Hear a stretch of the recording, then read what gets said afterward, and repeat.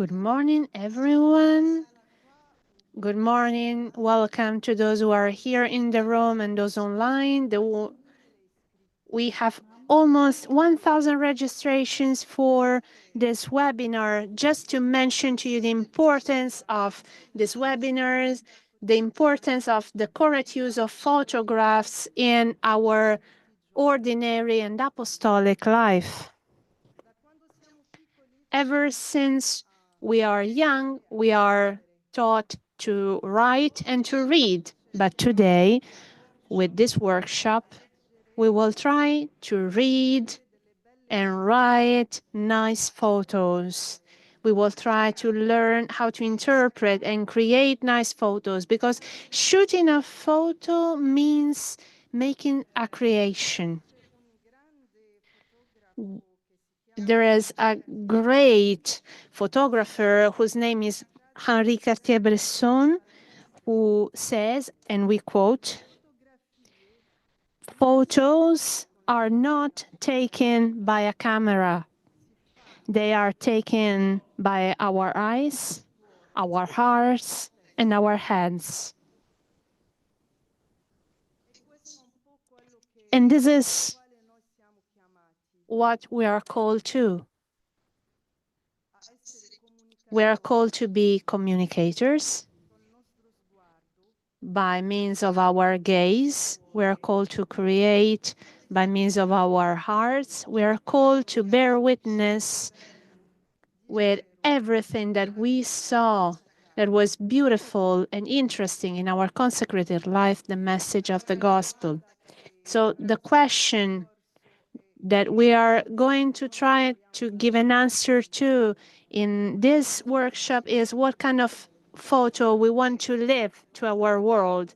To try and answer this question and to live something beautiful and true in our world, today we have with us Max D'Alessandro, who is a great friend with UISG, with whom I had the great pleasure to collaborate. And you can see his photos on our website, indeed. So thank you very much, Max, for this opportunity of having you here with us. Thank you for learning and for teaching us something new and to refresh our previous knowledge. Max is the founder of a photographic study which is called Scatti Spontanei, which is a photographic study which tells new stories and spontaneous stories.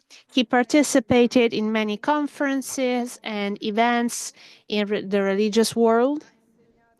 He has been teaching in several universities, and today he will offer us his insights to teach us how to make a further step in the world of communication. Before leaving the floor to Max, let us now have a couple of minutes of silence to start our day, our morning for this workshop, asking the Lord to be our light, enlightening our hearts, to open our eyes so that we may recognize beauty, which is present on the faces of the people that we meet in our daily life, to open up our hands so that they may be able to freeze the gestures of kindness on the photos.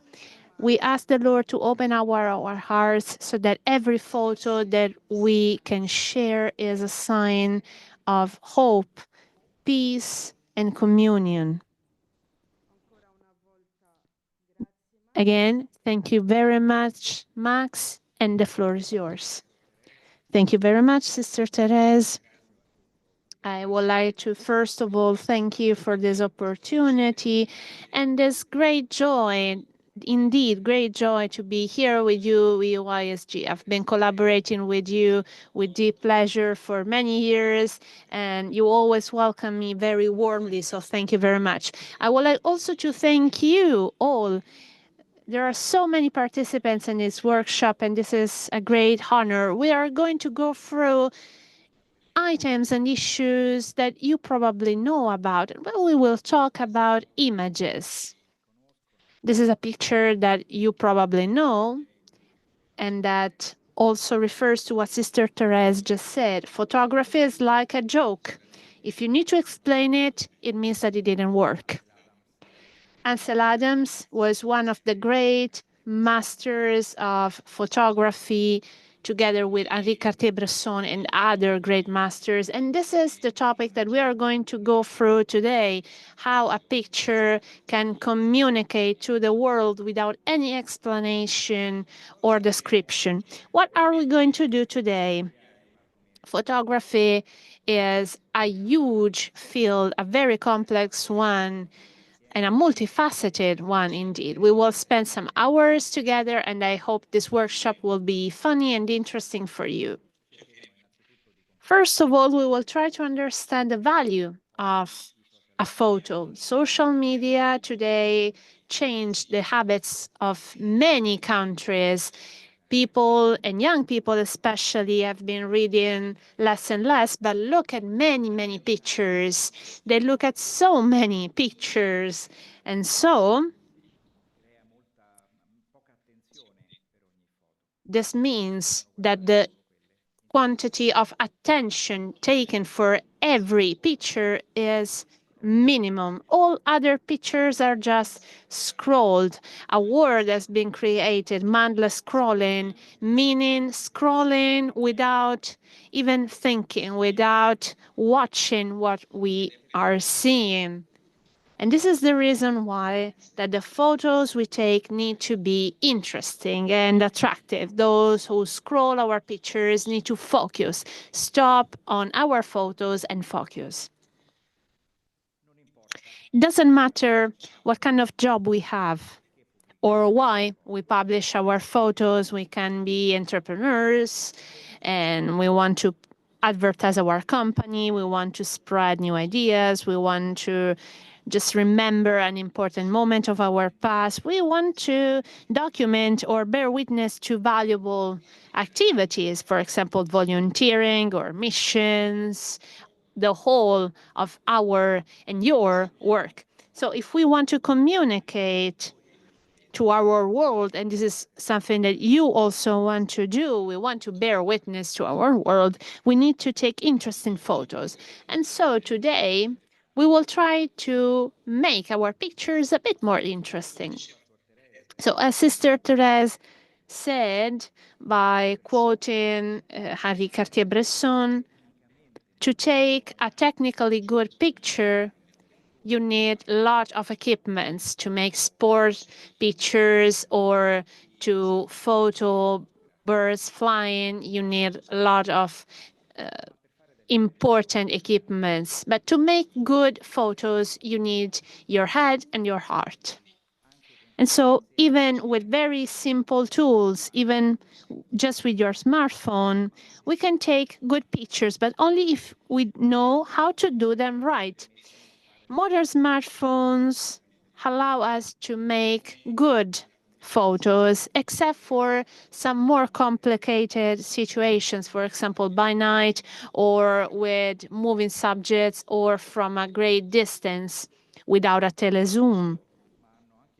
And not only that, modern smartphones have very useful functions that few people know, and we are going to go through some of them because they can help us to improve our way of taking pictures.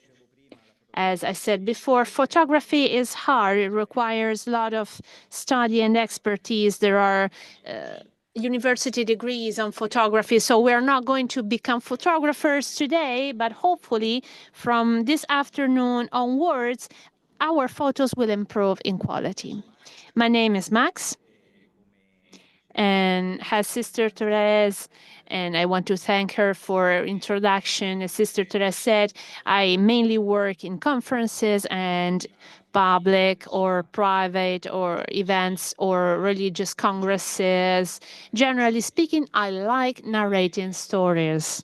I like human gazes. I like human situations. I always try to have a deep understanding of what happens in a picture. And so, generally speaking, I like narrating stories, being in contact with people.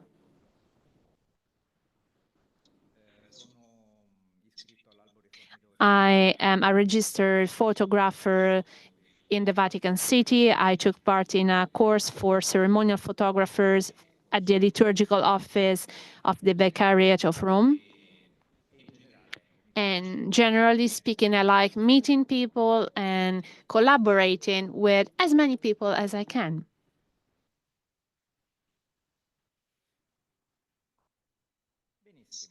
Very well. So, what do what does a photo communicate? So, first of all, why do we take photos? I'm not referring to professional photographers, but I'm referring to general people, maybe to remember a moment or a meeting. I always remember that during the UISG plenary, when sisters meet after some years, they immediately hug one another and then take a selfie because this is a meeting moment and it's nice to have something, to have a memory of that meeting. To narrate an activity or to narrate an event. I have my colleague here shooting photos here to narrate our workshop, to portray someone or a place, to describe a landscape or a house, a whole environment. Generally speaking, we take pictures when something moves us. We take our camera, our smartphone, and we take pictures. When we want to freeze time, forever, when we want to have a memory of a moment. But when we take pictures because we are moved, we are immersed and involved with all our other senses, emotions, memory, even the smell of something we are going to eat is very strong. So our perceptions are very strong. This is a picture that one of my students took. Now he is very good. During my photography courses, before the course starts, I asked the students to send me 2 representative pictures of their way of taking photographs. Once I received this photo and I immediately threw it away. But then I took it again because I thought, well, if it was sent to me, it means that it has a meaning. And I tried to investigate its meaning. It's important to observe carefully pictures. This is a piece of advice I want to give you. Look carefully at the other's picture, both if they were taken by an ordinary person, by a professional photographer. All pictures have a story behind. Looking at this picture, I realized after some minutes that this is a special helicopter because, as you can see, it has a camera and also a light. And then I realized, I understood. When Massimiliano came to my course, I made an hypothesis and tried to explain what this picture made me understand. Massimiliano has been working in the Italian air service. This is a rescue helicopter because it has a camera. And so I made an hypothesis that Massimiliano, with this helicopter, wanted to express the life that he lives, his work, his story. By means of this helicopter, Massimiliano goes and rescue people. Maybe after a flood, he is able to see all the people in danger. He is able to witness to the tragedy of the flood. when he opens the door of this helicopter, is able to give his hand to the people in danger. He tries to hug these people to comfort them. This is not an ordinary picture. This is Massimiliano's life. And he was moved after my explanation. So I had guessed right. However, this picture was not easy to understand. Nobody else had understood it. So what is that? What is at stake here? We need to take pictures that remind us about a moment, but most importantly, we need to take pictures that convey and communicate a meaning or a memory or a story to the whole world. Massimiliano is able to recognize his story and work in this picture, but nobody else can. And this is very hard. However, this is what we need to do if we want to make our pictures really able to communicate. We will always remember this moment in Tiananmen Square in 1989, but even young people, those who didn't witness to this moment, can easily understand the meaning of that. This picture has a huge communicative power, but there are so many.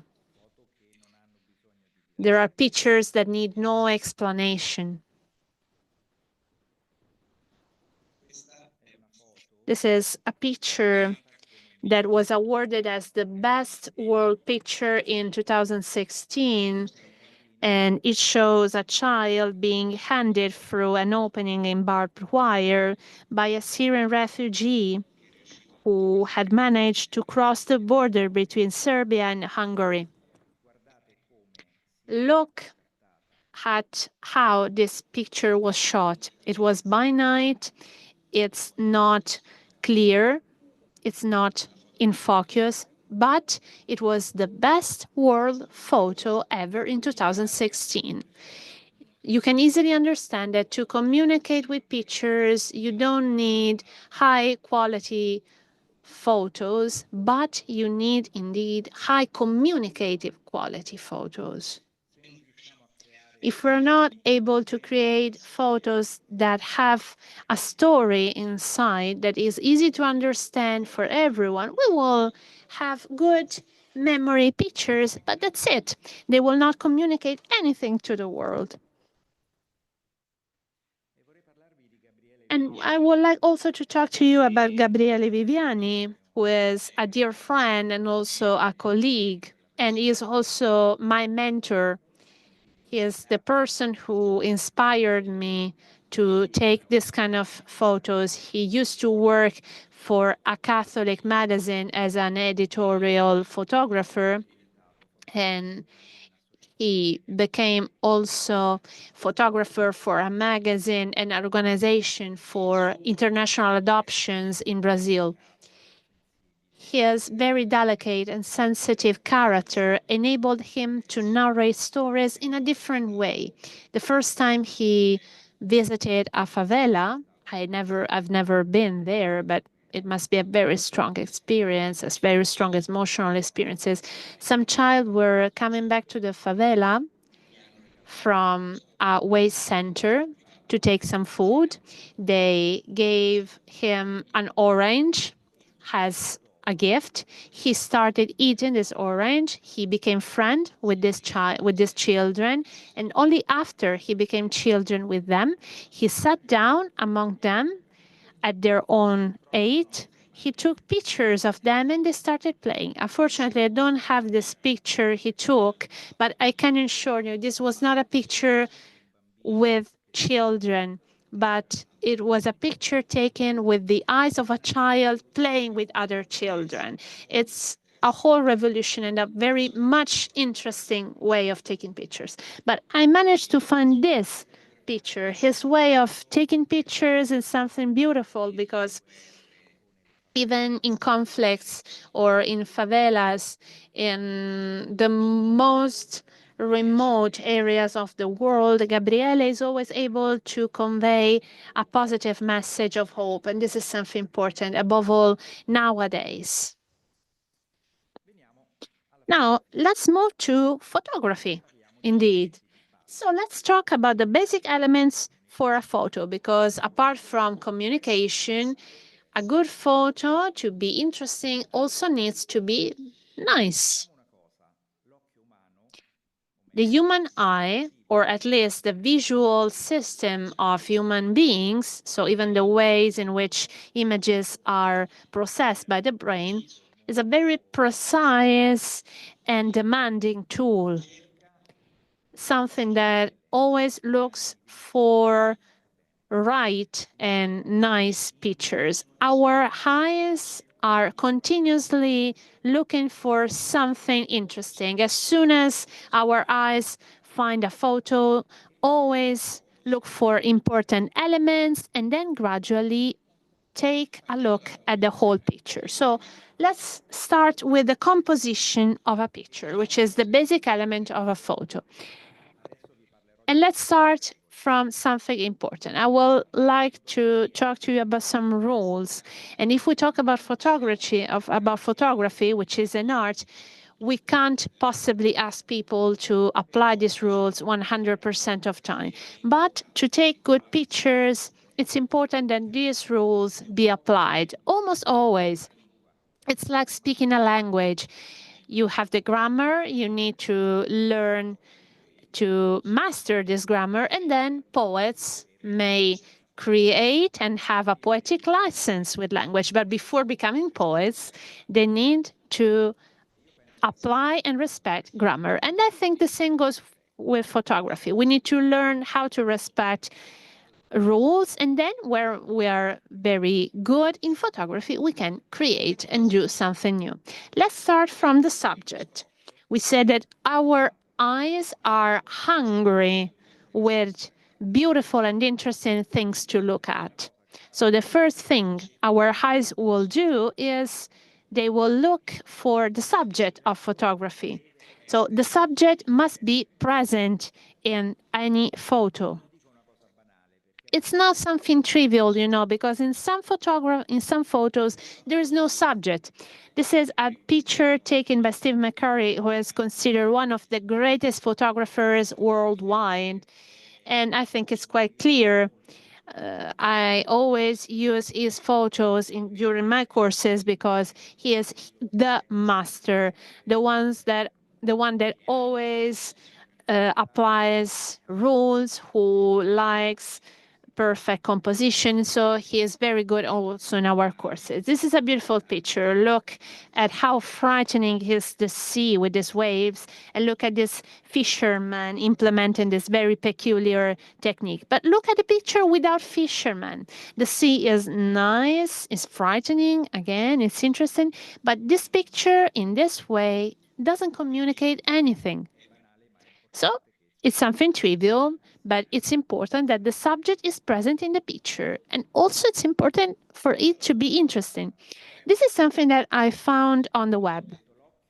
We said our human eyes always look for something interesting in a picture. So they always look for the subject. Here, my eyes focus on the hole in the snow at the center, but this is not interesting. Let's also talk about the position of the subject, because the subject is important in a picture, but it also needs to be positioned in the right place. And this is probably the most important rule of photography, this kind of composition. And it's also important to always apply this rule to make nice photos. I would like to now show you some pictures by Steve McCurry, and we will take a deeper look at them. Steve McCurry was able to shoot even 10,000 pictures in a day for 365 days per year worldwide. He visited the most remote areas in the world, and there is a huge collection of photos taken by him. His pictures are also very diverse. So let's move to this rule, which is called the rule of thirds, which, as I told you, is the basic rule of photography. In our zoom or display for smartphones or cameras, we assume that in a picture there are two vertical lines dividing the picture in three equal parts. It's quite easy. Then we imagine other two horizontal lines dividing the picture, again horizontally, in equal areas. Our subject needs to be positioned at the crossing between these four lines. So we have four good points in which we can position our subject. The higher rule of third line, the inferior line of thirds, and in these four lines we will need to position our subject. Naturally, the horizontal and vertical lines will be very useful for us to describe the rest of the picture. This rule can be applied even if we take a square photograph for Instagram or a vertical photo if we take a panorama photo. So let's move back to the pictures that we saw some minutes ago and look at how Steve McCurry always applied the rule of thirds. The ship on the left, look at it. The bow is just on the vertical line, and look at the horizon line between the sea and the sky, which is on the horizontal line. On the top right, you can see the name of the other ship. Look at this other picture.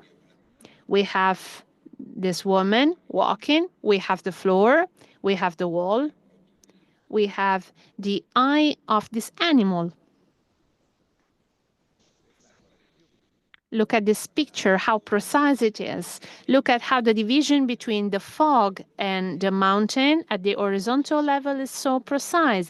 The division between the mountains and the sky is also very precise. We have the small church at the bottom right, close to the intersection point, and then the moon close to the left intersection point. I hope everything is clear for you, but we will continue talking about this.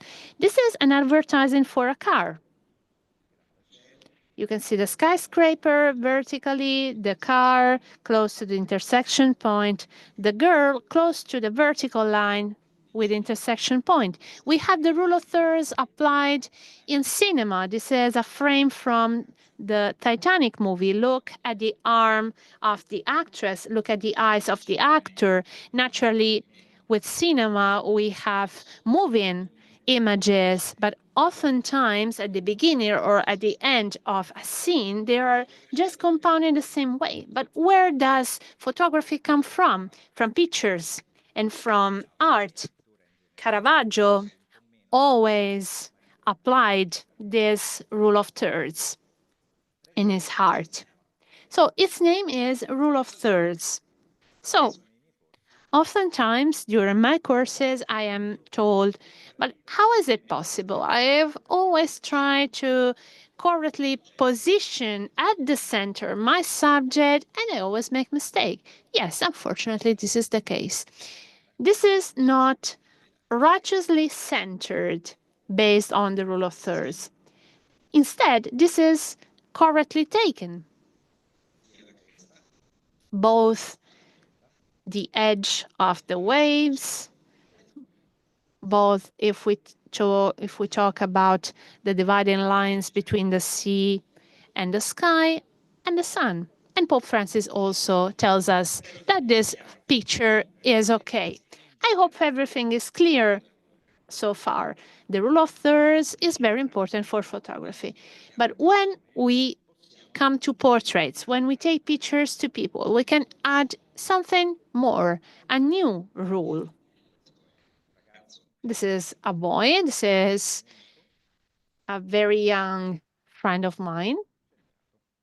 And yes, he is accurately centered subject in the picture. This is a picture taken by one of my colleagues.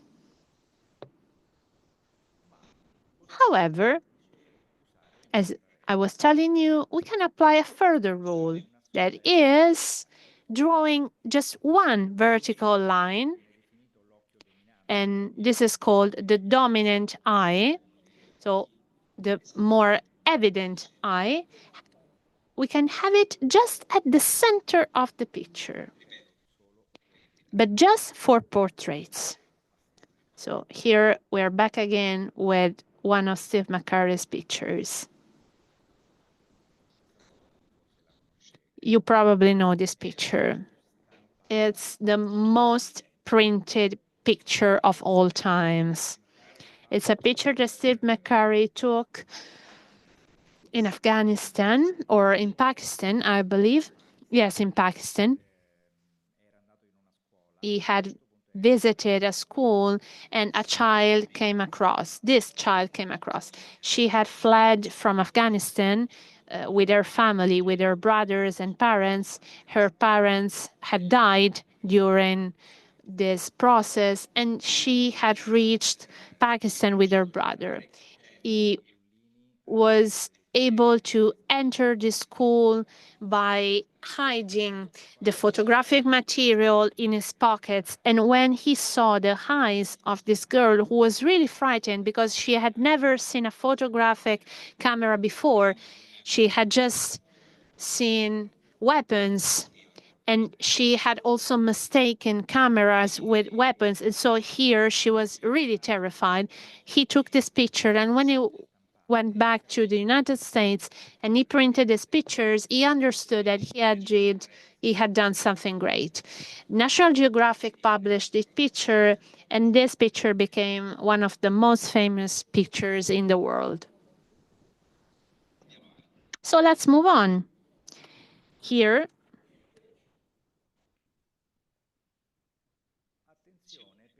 pay attention, because if we take a picture of a person, we need to have his or her eyes on the higher horizontal line. So yes, in the center, but close to the higher horizontal line.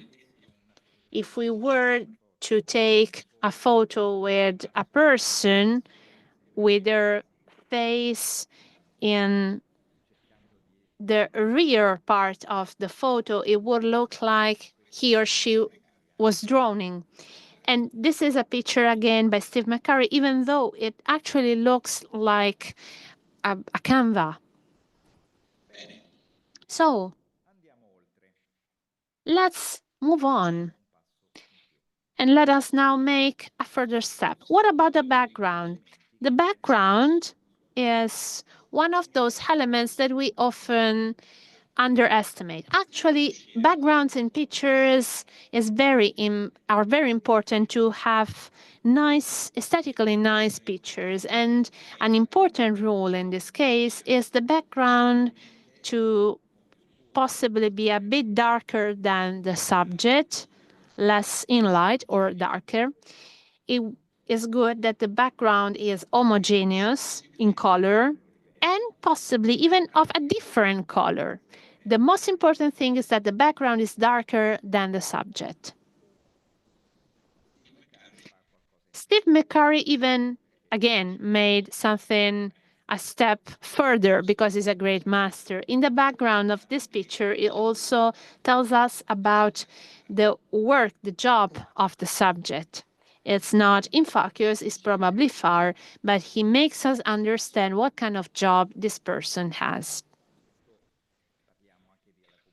And again, this is also part of communication, but it's very difficult. But it's important that the background is homogeneous with not many disturbing elements. Again, this is a picture by Steve McCurry, is a great portrayer. And you can see how he preferred having the head of Robert De Niro, the actor, just at the center between the cinema's lights and the screen. I don't know anything about this picture, but I can imagine the technique. He is an actor, and so he preferred having this picture in a cinema to tell a bit about the actor's story. Probably the picture in the background might be a famous film starring Robert De Niro, but this is just an hypothesis. All these nuances are useful for the picture to tell a story. So apart from the rule of thirds, look at how Robert De Niro's head and the background are in harmony, with the head not covering the lights or the screen. In this case, again, look at how the picture of a child with a darker background allows us to have bright colors. To take this kind of picture, you can see that how I bent, I lowered myself in this way. The grass was also at my foot level, and the whole background was darker as a result. This is a picture that I took, unfortunately. The mother meeting the bride. I took the picture, and then when I came back to the study, I realized that just behind the mother there was a plant, unfortunately. So I had to edit the picture to make it nice, because in this way it was not very nice to look at. So unfortunately, sometimes backgrounds can complicate pictures. This is a picture that I recently took. And fortunately for us, we have Photoshop today, because look at how elegant, how much more elegant the picture is if the background has no disturbing elements. In this case, the disturbing element is the bride's sister. But anyway, look at how the second picture is more elegant with a clear background. Look at this picture with a bright background. Something crucial for us: the human eyes, the whole visual system of the human beings, is a beautiful tool, able to correct all complicated or uneven situations. So when my colleagues and I look at this couple and took a picture of them, we didn't realize that we were looking at them perfectly. However, cameras and smartphones do not have our eyes' capacity. It's like if we have a microphone in a noisy hall, we're able to listen clearly to the people speaking, but if we listen to the recording, we will just hear noise, because the microphone is not able to isolate what our human attention is able to isolate. So in this case, we took a picture that looked more or less nice, but looking at it after that, after some time, we realized it was not so good. So remember, with very sunny or bright backgrounds, pictures might not be so good. Like in this case, this Canadian family had come to Rome. They asked me to take some pictures of the children with the Spanish step behind, and it was an impossible situation, practically. Many people sometimes ask me, how can I take pictures in some situations? Sometimes it's not always possible to take pictures in all situations. There are technically impossible contexts. In this case, I opened up the flash. The picture was not excellent, and they partially solved the problem. But it's important to understand that not all pictures are possible to be taken. In some moments, with very complex backgrounds, it will not be possible to take pictures. And this is just the same situation. I solved the problem in another way in this case, but we need to remember that if the background is very bright, it's very hard. How can we solve this problem? Theoretically speaking, we should wait for the sunset. Unfortunately, we don't always have this possibility. When we take pictures in villas or when we take pictures to monuments, we wait for the right time for the sun to be in the right position and then we can manage the situation. When we take pictures of people or where we are in a hurry, we need to look for another way. So let's now move on and let's talk about light very quickly, because it's actually one of the hardest topics when we talk about photography. So today, in this time that we will have together, we will just briefly talk about some of the good and also hard elements of light. So let us now eliminate a rule that adults taught us in the past. Photos are always taken in the sun. Probably it was true in the past, but now pictures need to be taken in the shade. Look at how a child is portrayed in the sun with a bright sunshine. And this is called, technically speaking, the panda effect, because her eyes are different and are also circled by the shade. Look at her gaze. She's not relaxed. Instead, in the daylight, another child who was shot in a picture in the shade is more relaxed. The colors are bright, the light is soft, and this enables us to have a much better vision of the subject. The same goes also for this other member of the Canadian family I was talking to you before. In the sun, the gaze of this child is a bit annoyed by the sunlight. But since we were in a park and there were trees, there was shade and sun, shade and sun. And it was enough for me to ask this child to move back for about 1 meter, and she was in the shade. And in this case, look at how the light is more natural.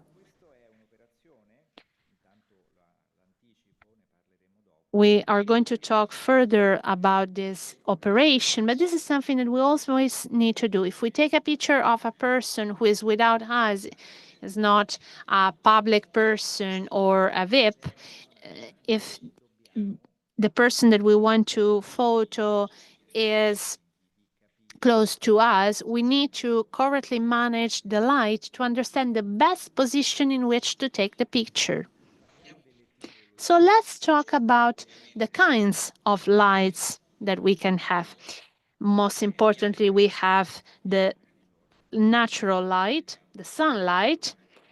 The light of the sun is white. Actually, we see that the sun is yellow, but actually the light is white. And instead, at the sunset, during the sunset and during the sunshine, the light of the sun is very hot and tends to red. It's very strong. The human eyes are always able to see correctly in the sun, but our technical tools are not always able to have a good look with the sun.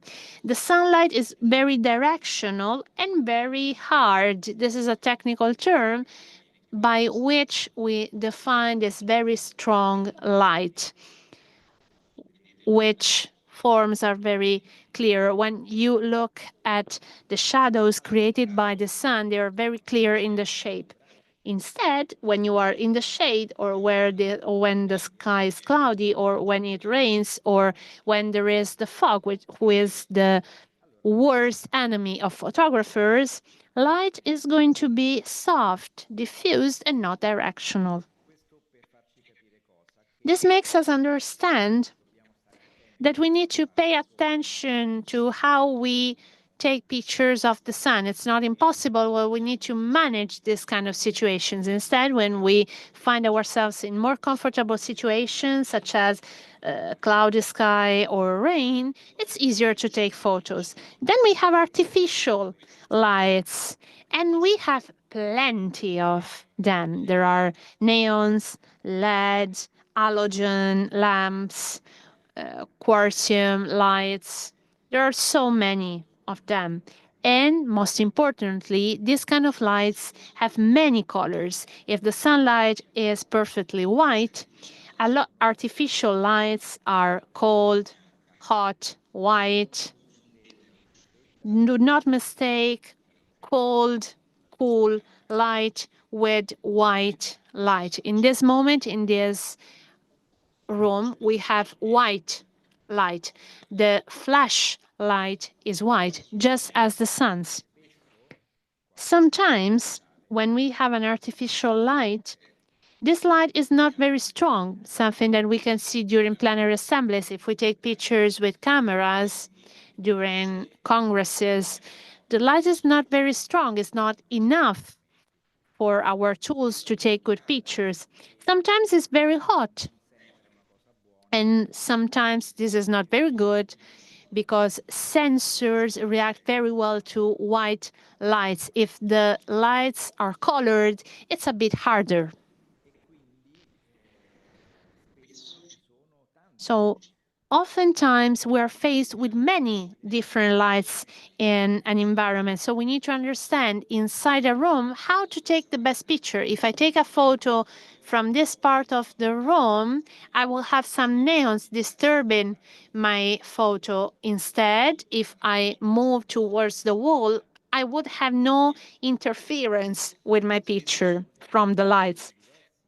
Sometimes we have different colors in the same light, and this further complicates the issue. Just to make you understand how hard the topic of lights is, we cannot possibly go through it entirely today, but just to make you understand that we always need to understand how and on which side we need to take the picture. So let's move back to the light of the sun, which is very hard, and we said, furthermore, cameras, as I told you before, enable human eyes to look at pictures very clearly. The human eyes can look at shades and light contemporarily, and instead, digital tools do not have the same capacity. So when there are chiaroscuros or contrasts, they have problems. So we should avoid, in these cases, to take pictures in the sun.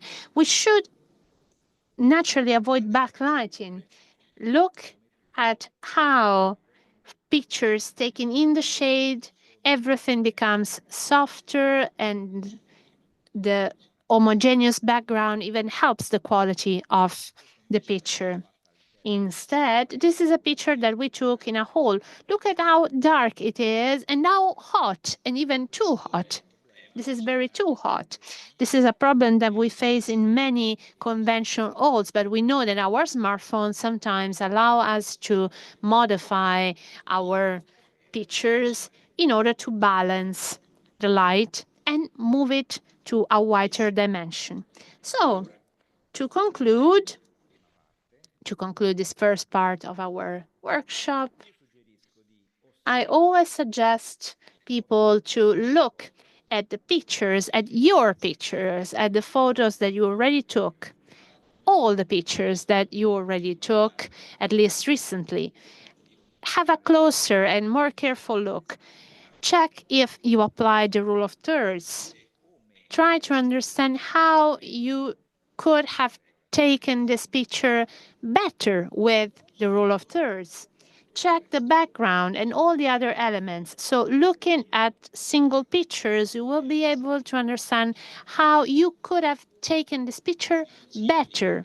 I always advise people to look at professionals' photos, even in photo books or in advertising, generally speaking, with technically good pictures, because even advertisements use professionally taken pictures, and this makes you understand the technique, the light that was used, the composition, if the rule of thirds was applied. And this is a very useful school. Looking at many pictures allows you to apply your intelligence in your critical sense to understand how to make pictures. Moreover, we need to communicate. What do these pictures communicate? What does the photographer want to communicate? I will share the slides naturally with you, so study them again and also try to experiment. Try to apply the rule of thirds in a room or in a specific environment. You don't need to be in front of a beautiful sunset, but wherever you are, try to make pictures, to take pictures, applying the rule of thirds. We will make some experiments together and look at the world with new eyes. I invite you from now onwards to use new eyes to take correct photos. Only in this way you will be able to improve.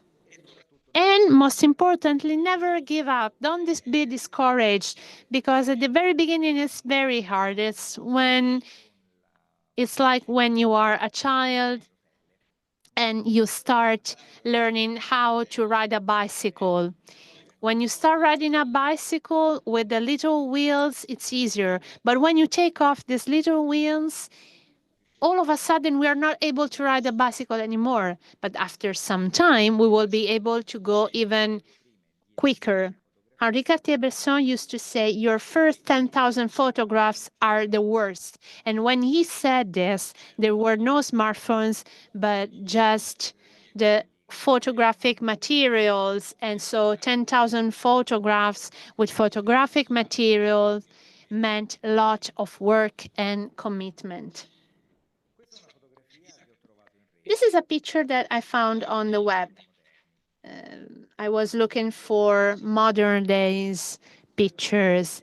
And this is again a picture portraying a girl. Look at how high the definition of this photograph is. Look at her eyelashes. Look at her eye.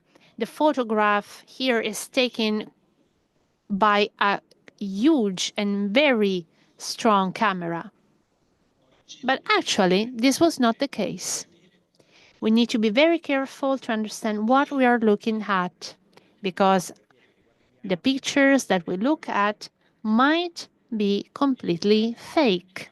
You probably remember a couple of years ago, there were pictures of Pope Francis riding a skateboard or doing sports. They were funny, actually, but we needed to be aware of the fact that they were fake.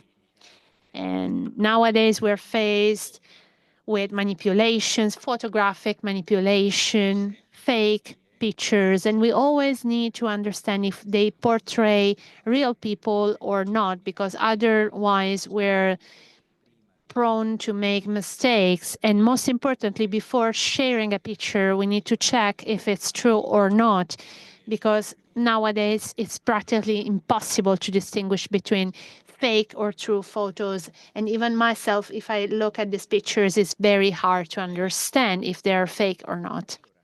Very well. So now I will leave some time and space for questions. I hope there are questions from the audience. I don't know if there is anyone who would like to make a question. Hi. Hi.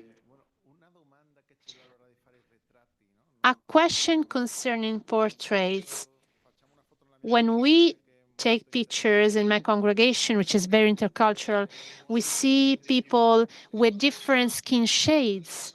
And when we do this picture, when we take these pictures, it's not the same if we portray people with different skin shades. How can we manage this situation, for example, for group photos? Yes, thank you. Well, actually, this is the problem with the photo that we saw before. The first advice I can give you is to have this picture in the shade, because the sun highlights contrasts, like in this case. And it gets worse. It gets worse. The quality of the picture gets worse. Better photographic tools can enable you to have better photos. Beforehand, we were talking about dynamic range, and this is the capacity of human eyes to distinguish between shade and light or dark and bright elements. Human eyes are able to distinguish them perfectly. Instead, photo elements, photo tools are not able to distinguish between these elements. And you can see that the sensor of smartphones are really small. The smaller is the sensor, the less the dynamic capacity will be. Instead, a bigger sensor will ensure you a bigger capacity to distinguish these lights. In this case, I would advise you to take pictures in the shade and to have a high quality photographic tool.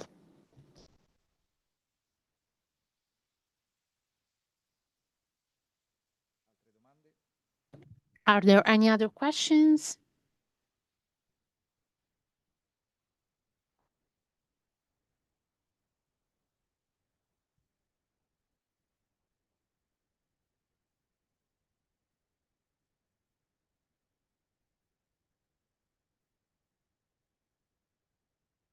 Good morning. I'm talking in Spanish. I would like to know, since you said that we can correct the colors of the pictures based on the various levels of white, how is it possible to do that both with cameras and with smartphones? Very well. Well, actually, our pictures are going to be strongly influenced by the color of the light. This is something that we call the temperature and color of the light. We said we can have hot, white, or cool lights. The pictures taken with sunlight will be white and well balanced. The pictures taken inside of rooms will probably be hot in light. With a camera, we are not given many possibilities to change the color or the lights of a picture. So we will need some photo making programs. In this case, we will take the pictures and then with these programs change the temperature and color of the light of our pictures. Instead, all smartphones have among their tools, and at the end of the course we will have a further look. They have some tools able to balance the lights and the white elements of a picture. If the picture is too cool or too hot, we are able to rebalance the picture. We will make an experiment with the smartphone functions together.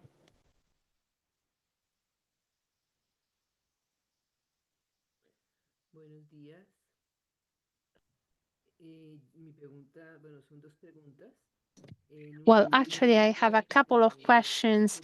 In a smartphone, how is it better to take a picture being in the front or being behind the smartphone? And the other question is related to the fact there are people taking pictures having their smartphone in a reverse position. What kind of effect do we create in these cases? I didn't really understand what do you mean having the smartphone in a reverse position.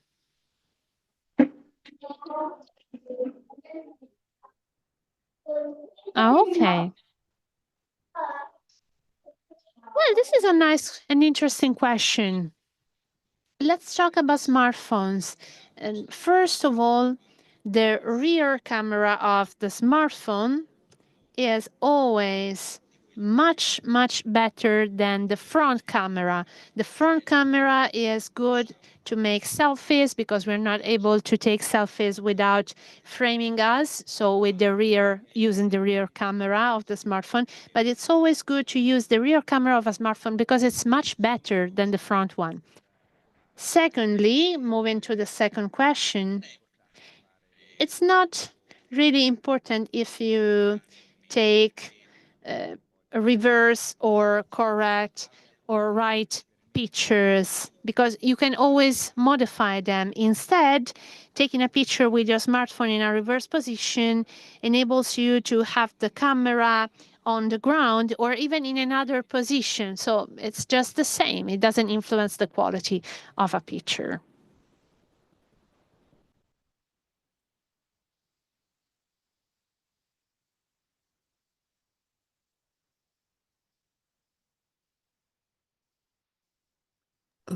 Yeah, many thanks for the information on portraits. I'm wondering if you are going to share anything on taking nature photos. I use a lot of nature photos for Visio Divina. So I want to know if you will give us some hints on taking better nature photos.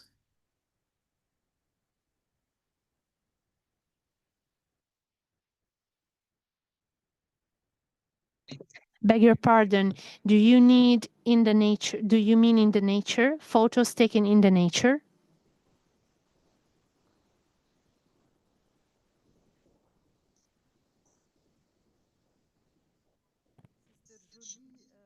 Like taking photos. For instance, I was doing a series on the Canticle, and it necessitated taking nature photos on the Canticle.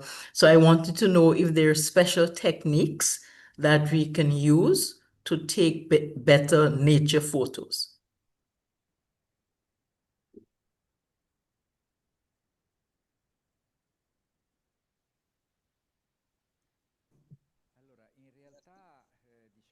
Well, actually, by means of a smartphone, we are able to take many good pictures, but naturally, even smartphones are limited tools. And as for nature, one of the greatest limits of a smartphone is a wide is the fact that they don't have a wide angle lens. When we are in the nature, we might need more advanced tools. And so with smartphones is a bit hard. As for taking pictures in the nature, I don't have specific rules. We would need to analyze the single pictures and check the various contexts and situations. Generally speaking, I'm not really able to imagine what kind of rules there might be. And since I don't know much about the kind of work that you did, I will try to gain some more information. But generally speaking, these are the tools that you can use to make good photos. Good morning. I first of all would like to thank you because this workshop is very practical and I think it will help us deeply. So thank you very much.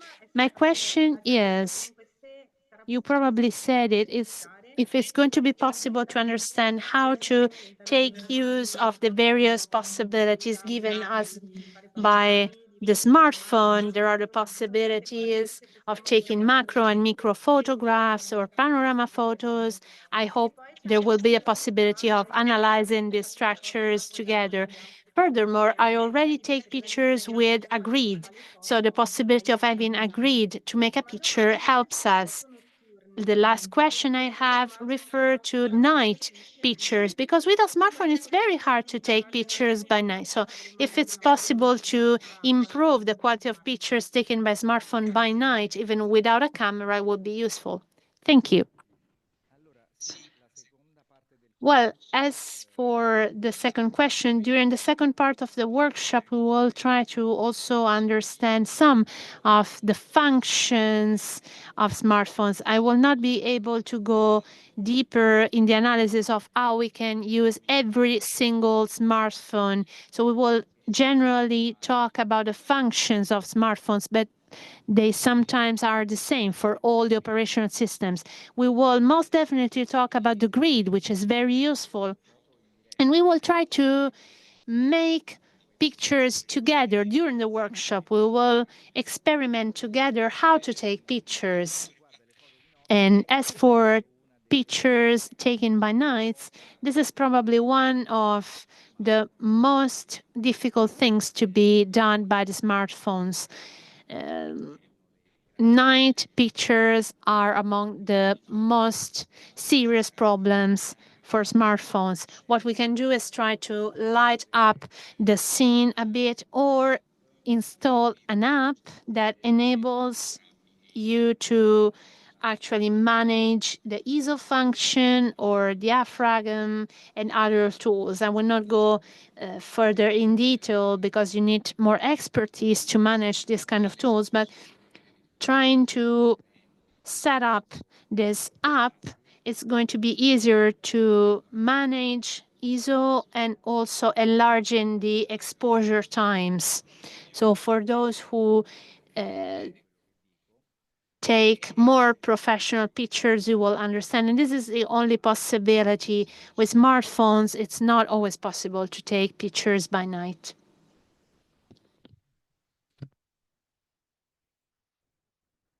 Hello, and thank you very much for today's session. I wanted to ask a question or your opinion on the comment of the other speaker about using Photoshop or AI to manipulate or change a picture. And I was just wondering, in this age of authenticity and trying to fight against deep fakes, are there any ethical considerations that we should keep in mind when we're changing photographs? And if we do it, is it something that we should clearly disclose when we're then using that photograph?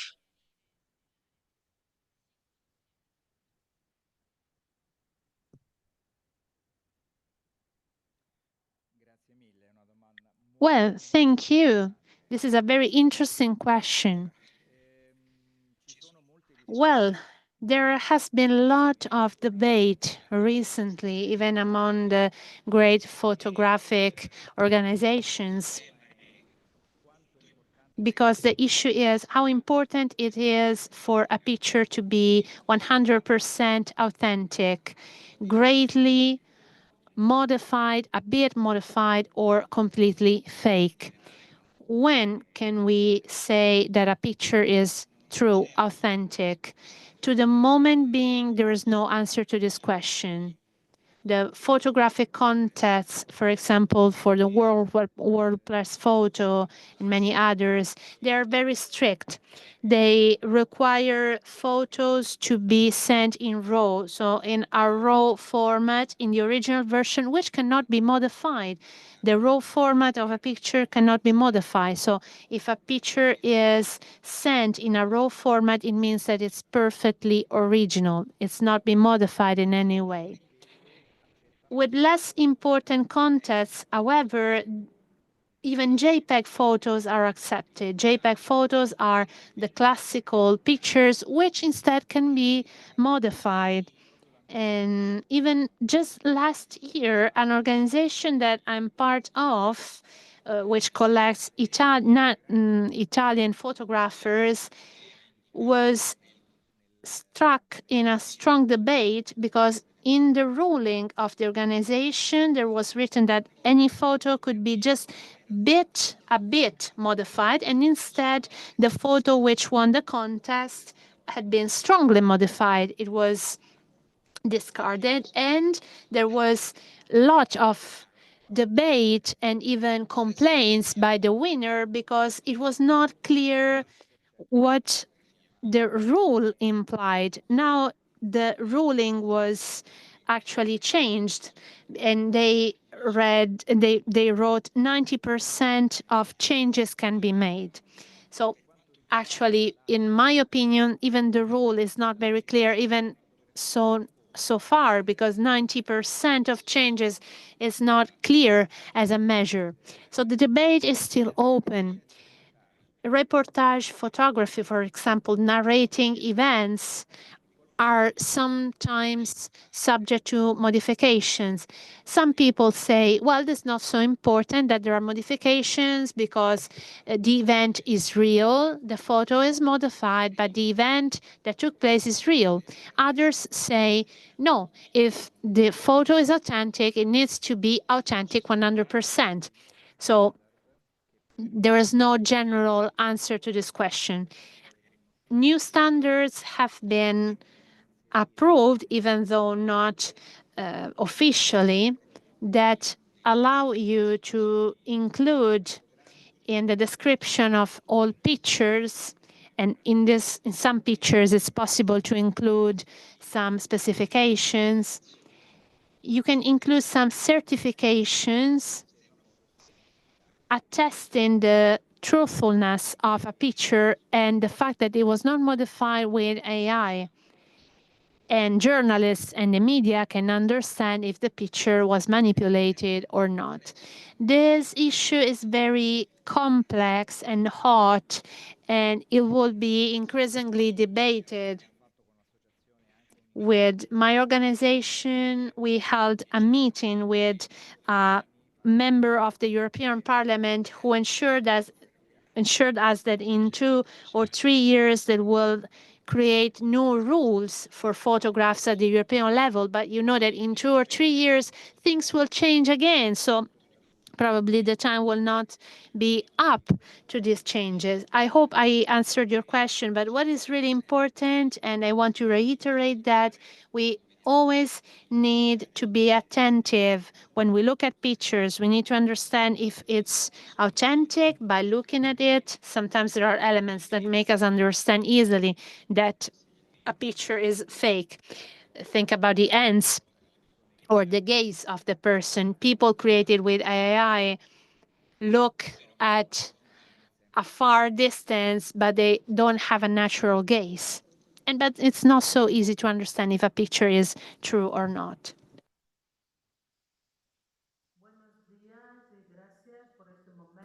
Good morning. Thank you very much for this debate. I'm a bit concerned about something that you said. How can I publish a photo with a content that was previously shared by someone else, and after some time I am given a fee because I published a picture that I actually shared from someone else? So in this case, should I pay for this fee, or should I trace back the person that firstly shared this picture, which was not authentic? In this moment, presently, I've been trying to struggle with this problem. I am asked to pay a very high fee because I had reposted a picture on my website, but actually it was part of a presentation given by a person who had organized a course. So what should I do? Thank you very much. Thank you. Now, this is also a very interesting question. I can just answer as for the Italian law, which is the one that I know best. First of all, when you take a picture of a person and you publish the picture, you need to ask for the permission from this person. If you are photographing a child, you need to ask for the permission of his parents. Instead, if you're taking a picture of a public person or in a public context, you can publish this photo without any problem, at least generally speaking. If a picture is published by someone else, you need to first understand if this person had received the consensus to publish this photo, because if this person has published the picture without this consensus, they actually committed a crime. And if I publish this picture again, I will also commit a crime. Instead, if this person publish this photo with a consensus, I need to ask for the consensus of the photographer, and I will also need to write clearly the source from which I took this picture. Generally speaking, these issues are also very complex. I know just about the Italian law and the provisions of the Italian law, but you need to be very careful. My my colleagues often publish photos without thinking about this kind of problems, but I always invite people to be very attentive. Some of my colleagues say I publish photos, and then if I encounter any problem, I will just pay the fee and that's it. For example, in Italy, however, the sanctions are very expensive. There are fees which are very expensive, and there are also criminal sanctions in these cases. In public events, for example, during demonstrations or religious events, I can take a picture and publish it, provided that I will not frame people in their face. I need to make a context in my picture. I need to make probably a panorama photo to make people understand the context. Also remember that sensible data based on the Italian law are really many in number, including the racial, religious origin, the status of health of the people. If I publish a person in my photo with health problems or showing a flag or showing a religious sign, I am actually publishing photos with a sensible datum. Religious belonging is a sensible datum, and even if there's nothing wrong with that, I need to be careful. In public demonstrations, people know that they can be photographed, and so implicitly they have been given the consensus to be published in pictures. I will need to remember that I will need to take just panorama pictures without focusing on the single people. Sister Therese, shall we have another couple of questions and then the break?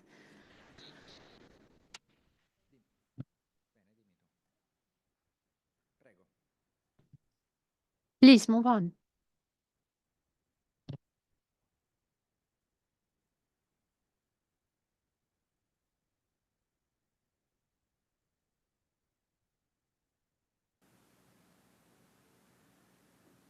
Mr. Goba, you can speak, sis.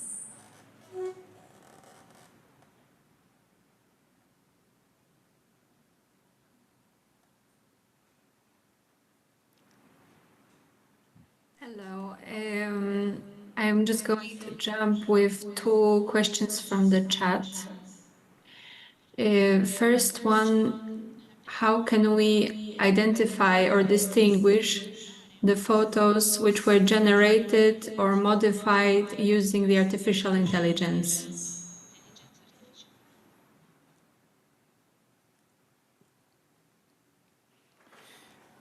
Ecco, come dicevo prima, alcune fino a 6 mesi, un anno fa, riuscivamo a riconoscerle anche ad occhio nudo. Con un occhio attento riusciva a individuare bene la direzione della luce, le mani, lo sguardo. Looking at the ends, the eyes of the person portrayed, looking at the light and other details, even in the background. At this moment in time, and I'm just referring to today because the progress is so quick and we don't know what is going to happen in a month from today. It's very hard to differentiate these pictures. Nikon and other photographic brands have been developing new certificates to include in all photographic files and in the data of the file how the picture was taken. In the pictures that we see today, in this data, you can read the data of the shooting, the author of the picture, if you wrote it on the picture. There are many pieces of information you can already derive. In the cases of AI-generated pictures, we don't know. This data might also be manipulated. So as far as I know, it's been increasingly hard to understand if a picture is authentic or not. And for the moment being, I don't think there are tools that can help us in this field.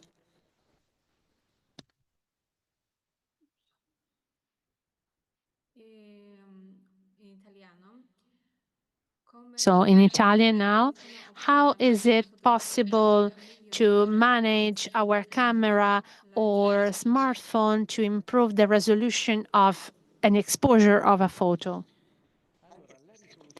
So let's move to the exposure and the resolution of a photo, which is a very important topic. We're talking about megapixels. Marketing, which is a necessary discipline if we want to advertise or sell, is not so transparent and useful to our ends as consumers. Recently, producers of cameras and smartphones have been telling us that the higher the number of megapixels, the better the cameras. But actually, this is not true. And why so? The resolution of a camera enables us to have a higher number of pixels. Every picture is made up of a grid, including lot of horizontal and vertical pixels. The higher the number of megapixels, the higher the number of little points. So a picture with 6,000 and 4,000 pixels, it will include 24,000 pixels and so on and so forth. Nowadays, there are smartphones taking pictures with 40,000 megapixels. Actually, this is useful just if you want to take very big pictures or to do the so-called crop. So actually reducing the shape of a picture. I have some pictures I can share with you on this topic. I need to look for them. So they told us that high photographic resolution means better cameras, but actually this is not the case. Instead, the opposite is true. A very high number of megapixels is going to generate pictures with a higher digital noise. By night, this is what I mean, by night pictures will have a lower quality. Professional cameras nowadays do not have a very high resolution. Generally speaking, when you need to choose your photographic tool, we can just say that a smartphone with a high resolution will not most certainly take good pictures, but if it's more expensive, it will probably take better pictures, but not because of the camera, but it's like cars. If smartphones are more expensive, the whole of the tools it's composed of will probably be better.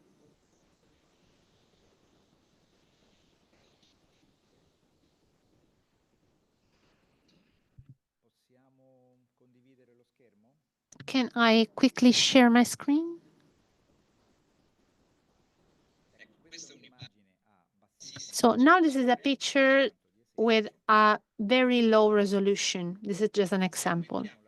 If we increase the number of pixels, we will gradually have a better picture. But you also need to remember, and this is something important, the picture that you see on the right has 24 megapixels. The one in the center has 6 megapixels, but we don't perceive any difference. And why so? Because the screen of a computer normally has only 2 megapixels. And so having a picture with a very high number of megapixels enables us to print it. But if we just want to look at it, it's enough to just have 2 megapixels. If we publish a picture with 24 megapixels, we will publish a very heavy picture. It will be impossible to send it via email because it's too hard, too heavy, and we might encounter problems. Instead, what actually enables us to have a high resolution in a picture is the so-called crop. Starting from a very large picture, I might focus on specific details with a high resolution. Or if we need to print huge pictures, we will need a high resolution. Otherwise, a medium resolution is enough for us. Thank you.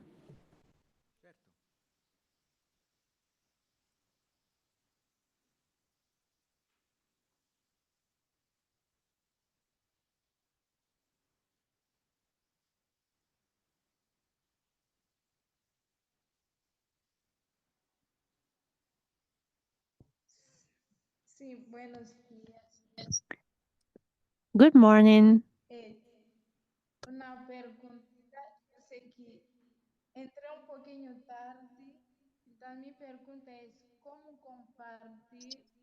My question is, how can we share a picture without losing quality?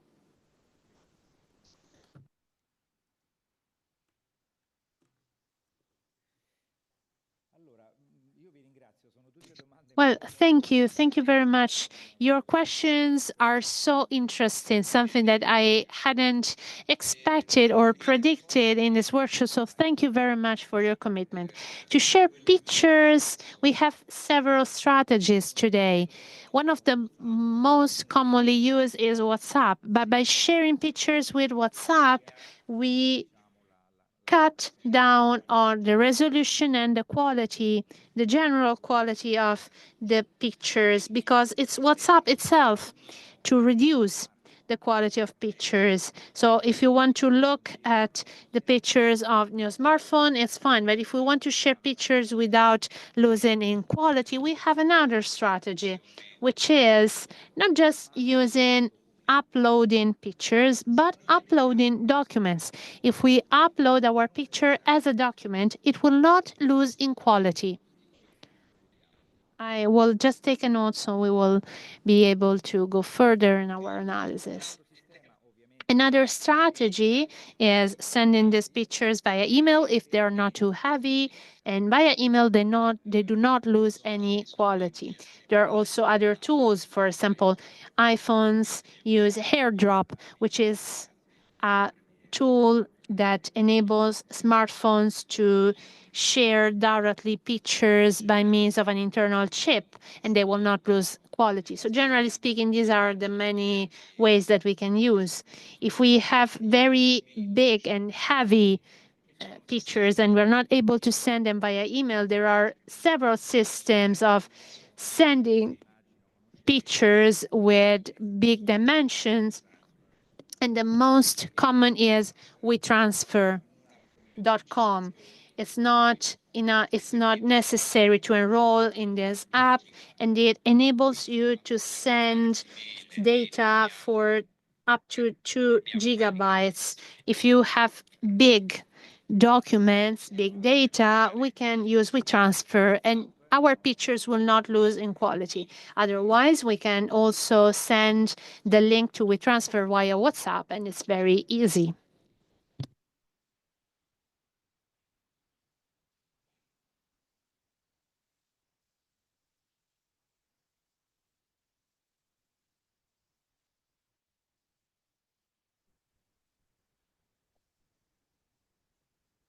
Good day, everyone. I just have one question to ask. What are the ethical and legal considerations when taking photos and posting them on, especially if similar photos are already copyrighted or monetized by others? Thank you.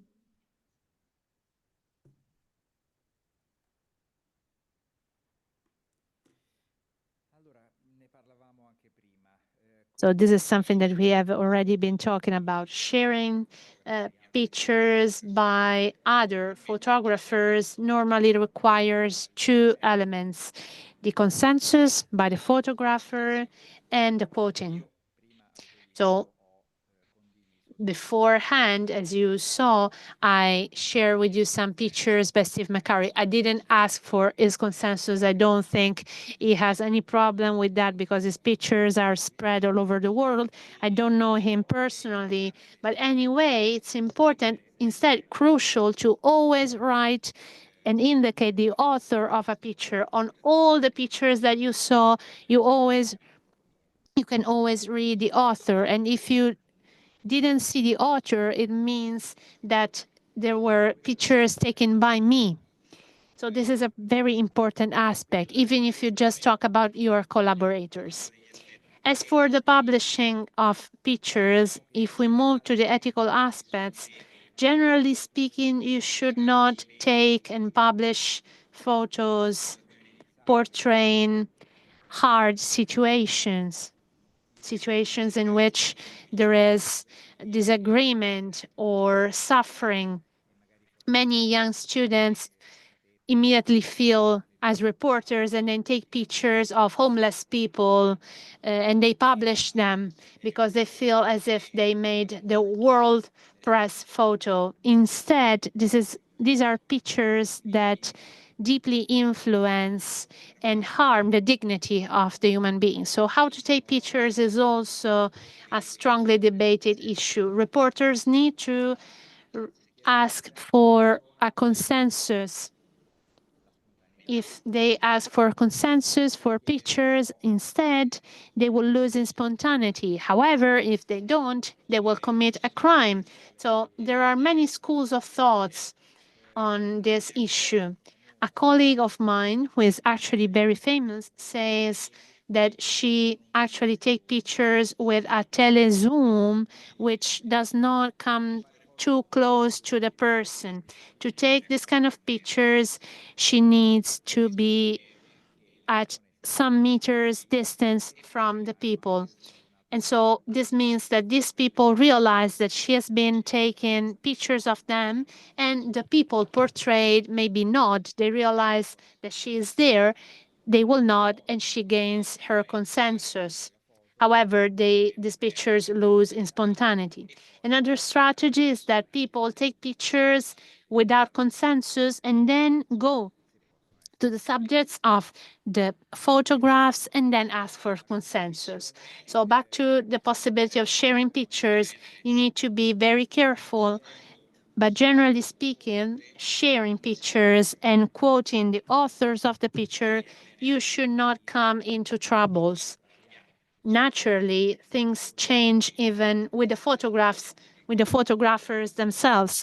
There are some photographers or magazines that are more jealous than others with their photographs. I had some pictures I took published by some newspapers. I had asked them to write my name and they didn't, because this is the way they work. Because if they publish my name on the pictures, they should actually respect my copyright and pay me for the service. And so they will naturally eliminate my name. So since I'm not a famous photographer, they will just eliminate the name from my pictures.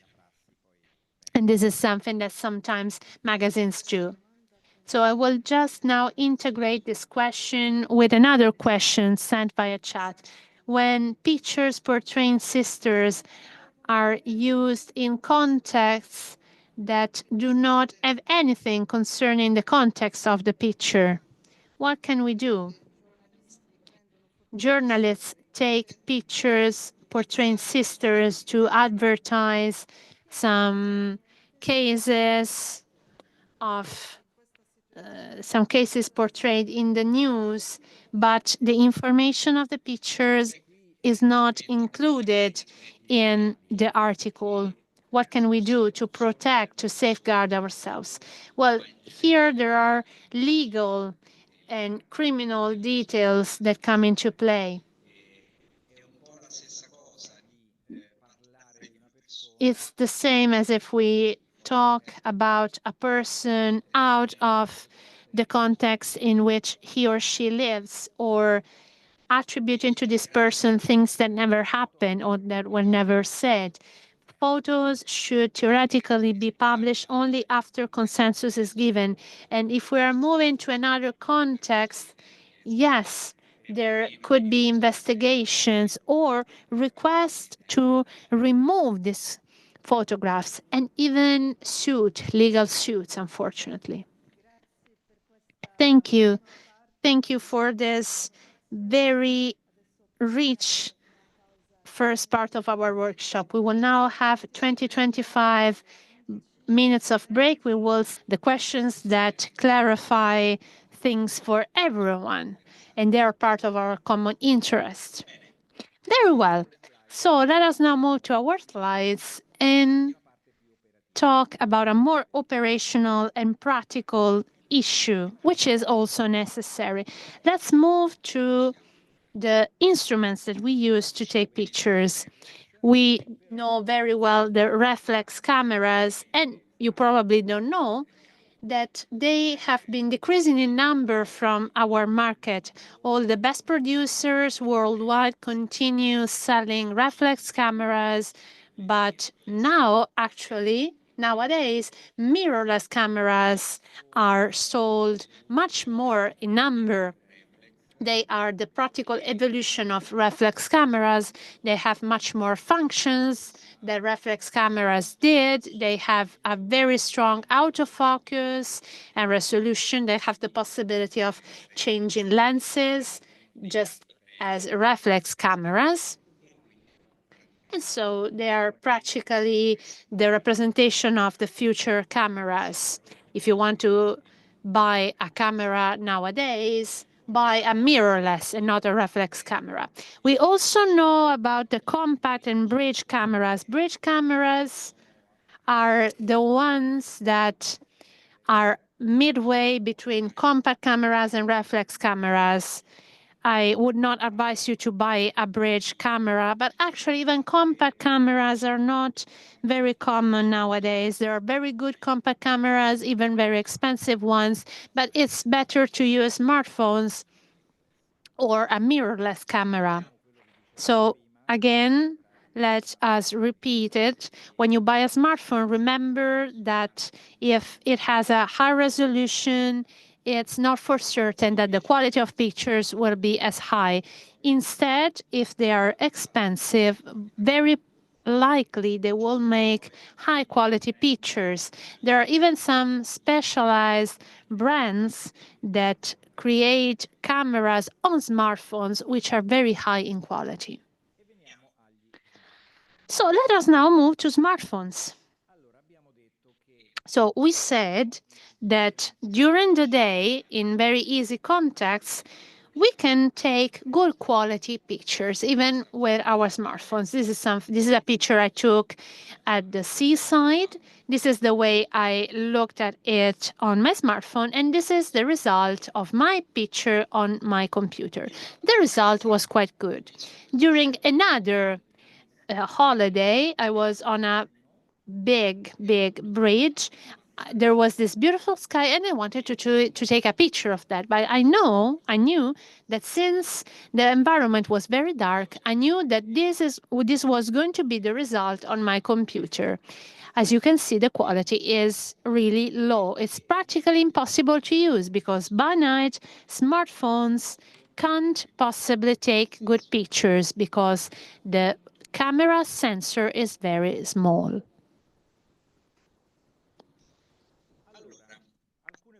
Let us now move to some smartphones functions. First of all, how can we apply the rule of thirds? We are facilitated by our smartphones, something that our sister talked about before. We can activate a grid helping us to apply the rule of thirds. I always recommend applying the rule of thirds because this is what makes a difference when you want to take elegant and well-composed pictures. We have also flash on our smartphones. It's quite small, actually. It's a bit small. It's able to light up part of our environment, and we can use it both if we activate it manually or if we deactivate it manually, or in automatic version. It's up to the smartphone to decide if to activate it or not. Since I personally like to have control on my pictures, I don't want to make my camera or smartphone decide what to do. I always use flash in the manual version. I will make you then understand what to do, because otherwise automatically the smartphone will decide and the result is never the picture that we wish for. Then there's also the portrait function on our smartphones, which is also very interesting. As I told you before, we will not go into detail into all the smartphone's functions, such as HDR and so on and so forth. And we will not also talk about the functions of smartphones based on the various models due to several reasons. A function that all smartphones have is the possibility of activating a grid, some very subtle lines that precisely allow us to apply, when we are not used to use this grid in our mind, to visualize the rule of thirds on our smartphone screen. On the picture, naturally, you will not see the grid, but you will be able to see it when you are about to take the picture. What about the flash? This is a picture that I took for this course, and it's really a bad picture. But just to make you understand, if there is not much light in the room, it's not for certain that I need to use the flash, because the same picture with or without a flash is different, and the photo with a flash is not necessarily better. Look at how even is the picture with a flash and how more natural is the one on the right. Let us always remember that the light of flash, both in a camera or in a smartphone, is located just in a specific place close to us. And this creates a great limit. It will be able to light up the areas close to us, and it will leave in dark the places which are far from us. If I were to take a picture to this audience and light up the flash, I will light up my computer, but you will be left in the dark. And this is a great problem if you want to take a picture. This happens also with professional flashes, which are much stronger. They would light up all the audience, but with the problem that the part closer to the photographer is too bright. Therefore, using the flash is not always the best option for us. And so if we set up automatic flash, the smartphone will decide when to activate it. And even in moments in which the environment is dark, they will activate it nevertheless. But this is not always the best solution. Let's move to the portrait function. This is a picture I took from the web, from an advertisement. Another problem with smartphones is the so-called bokeh. It's a Japanese term meaning unfocus. Very nice pictures, even the one that you saw before, taken by Steve McCurry, are not focused in the background. And this enables us to have a three-dimensionality, which is stronger. The smartphone sensors are not able to create three-dimensionality, and so pictures are always focused.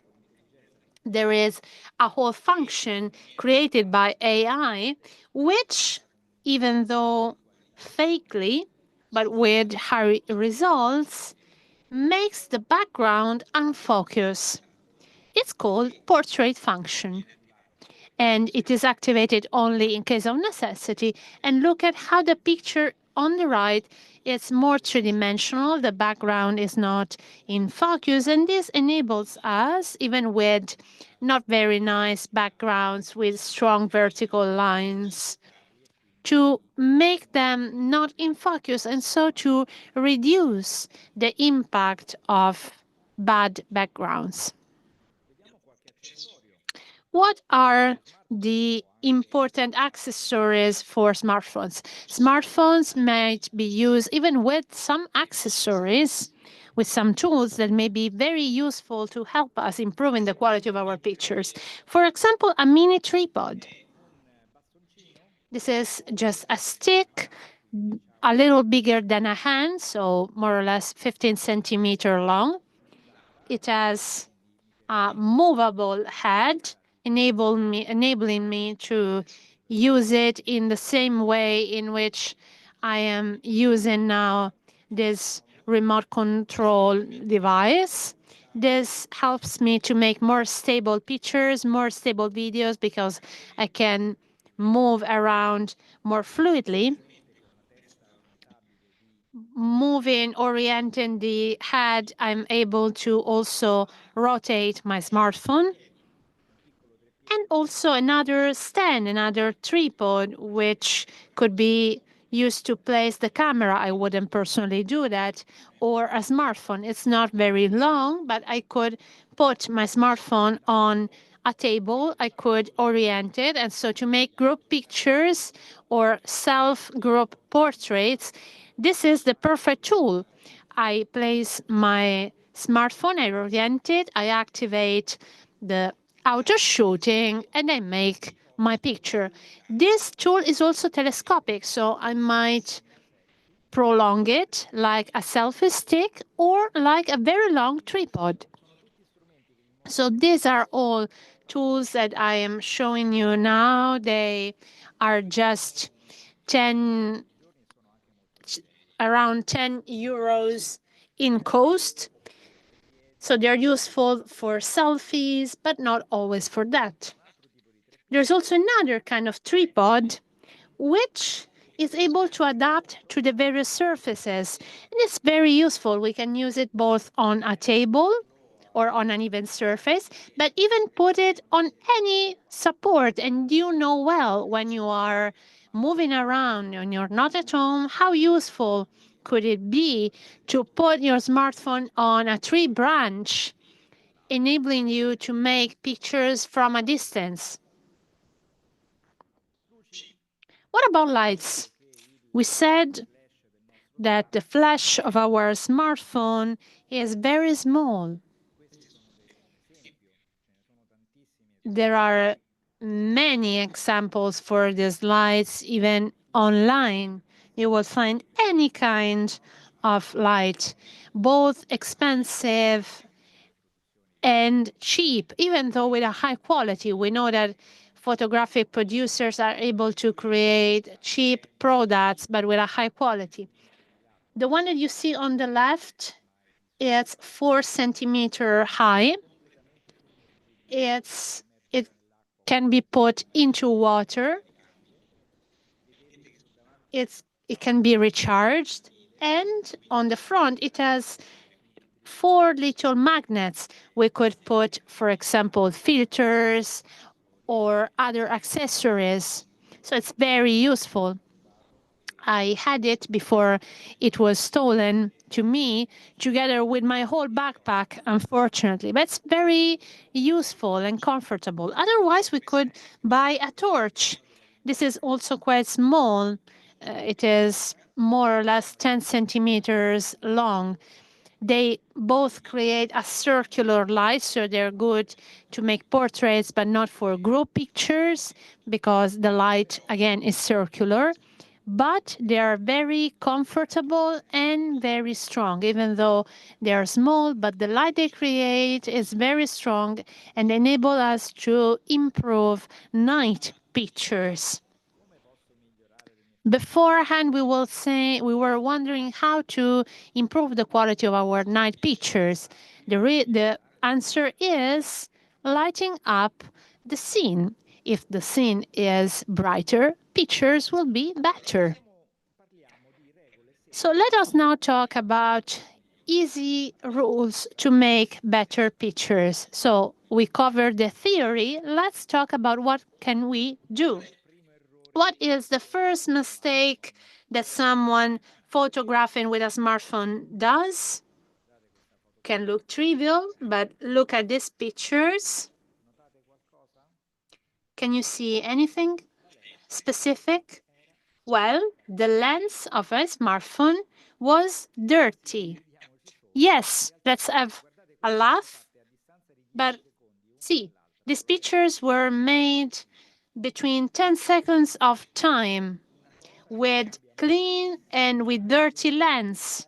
The situation changed completely. This is something that we always need to remember, because look at how strong the difference is. I often look at pictures taken which seems to have the fog in them, and instead it's because the lens is dirty. What is the second mistake that we often see? It actually refers to portraits. Our smartphones normally have a wide-angle lens.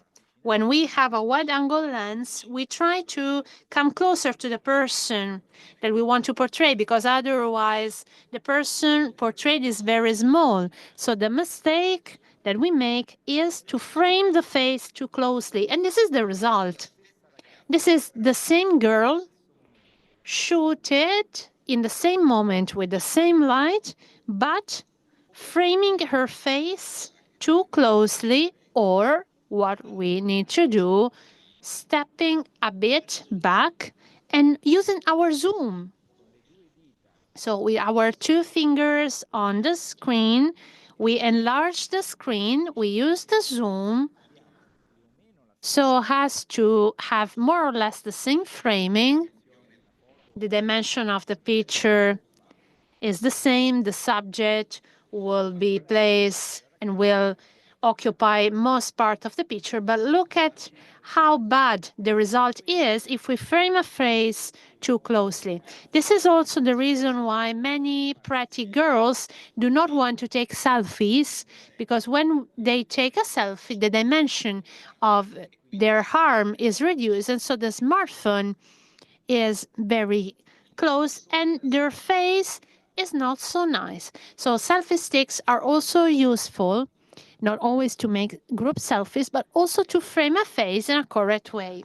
So it's better to move away a bit and zoom in. Then I will also ask some of you to be part of a picture, so we will make some experiments. If necessary, and if I want, for example, to take a picture of a child, I will need to bend to lower myself at his level and use the right point to make the picture. If I were to take the picture from above, the result would not be good. And in this case, I wouldn't even frame his eyes. So remember these 8 rules very carefully.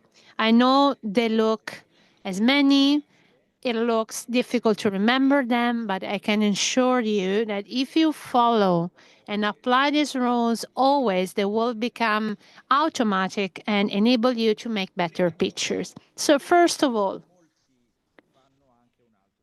many people make another mistake. They take the smartphone and shoot pictures. Instead, before shooting, you need to have the picture in your mind. You need to understand what kind of picture you want to take. You need to understand if in the background you are in, there are places and backgrounds that are better to take a good photo. Because otherwise, we will take our smartphone, take the picture, and we will have the first background that we will find. Instead, there might be better backgrounds, better lights even. So before shooting, have a careful look at your scene. Try to identify what kind of lights, spaces, and backgrounds you have. Then try to find the right position as for the lighting and for the background. The background, as we said, is very important. Number 3, what about light? We need to avoid backlighting. because with a camera we might be able to manage it.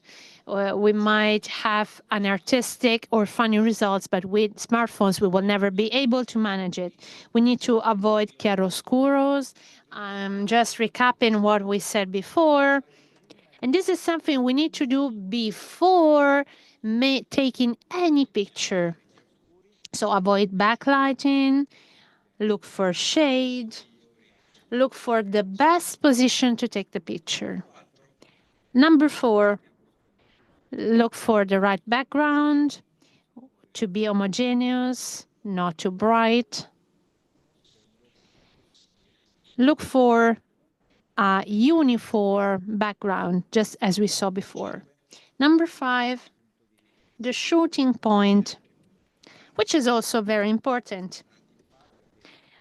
Just a minute ago, I told you that if we take a picture of a child, we will not shoot a picture of him from above. We will just lower ourselves to his level and take the picture. If I were to take a picture of you, I would do it by sitting down and not being standing. There are shooting points which may be interesting or funny. We were talking about smartphones placed on reverse to make pictures. I was shown by one of your sisters a picture taken from the floor. The perspective is totally different. It's funny. Or from above, I can take a picture of you on one side of the room, or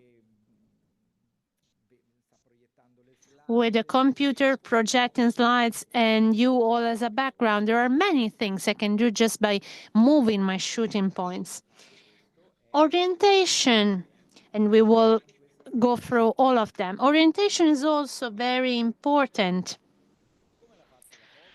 How can I take my picture, horizontally or vertically? This is something I need to think about. Otherwise, all the pictures I will take will be the same.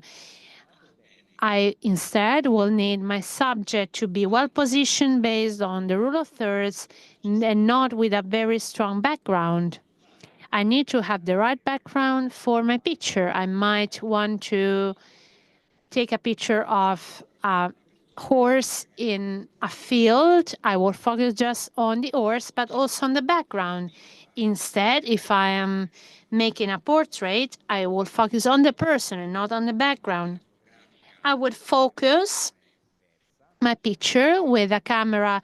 The things are different because I will regulate the exposure, the amount of light that we need to enter the camera, helping me to take a picture which is not too bright, but not even too dark. And with a smartphone, this is all recapped in one operation by tapping on the screen, enabling us to focus and exposing the picture, and then we shoot the picture. So do not be discouraged. It looks like we need to prepare 20 minutes before every picture, but you will see that if you get accustomed to take pictures, all these operations will become automatic and very quick. It's going to be very important for you to reread through the slides. You have been submerged with many pieces of information, but it's very important for you to try practically to take pictures with these rules, because only in this way they will become your experience and practice. So,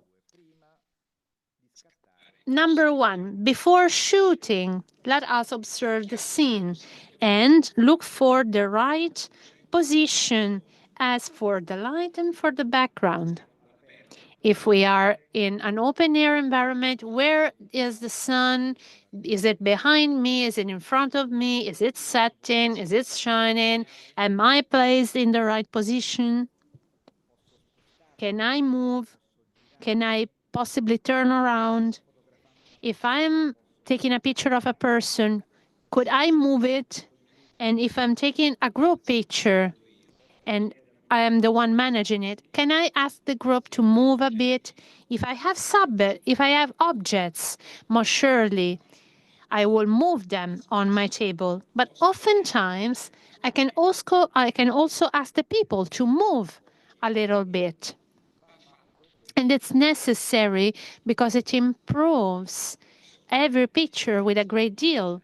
I can ask you to turn around, to move to a nicer background. I can ask a group of people to be parallel to the background wall. I can manage it, and I need to do that if I want a high quality picture. For example, as for the shooting point, I was asked to take this picture of a table. I take a normal picture with the same techniques.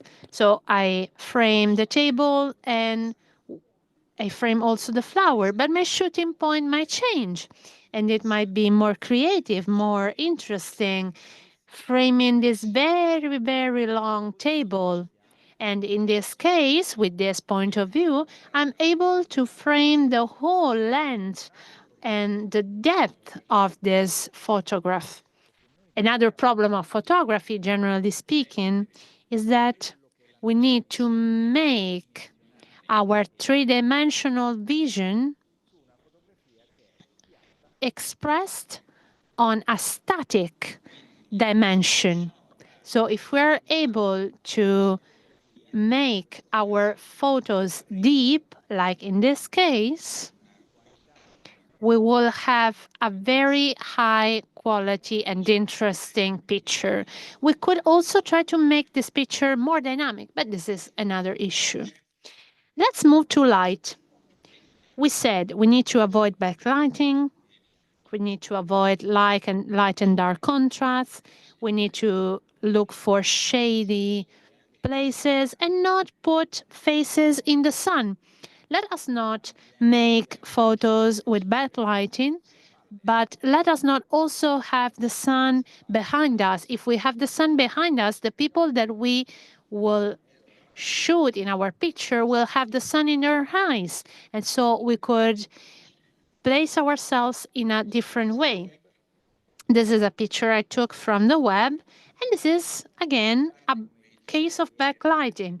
Look at how the sky in the background is like burned because there is a huge difference of light. She is in total shade because she has the sun behind her. And I don't like this picture because you can't see anything of her face. It might be a creative picture, but for normal portraits, this doesn't work. Let us avoid light and dark contrast. This is something that we already saw.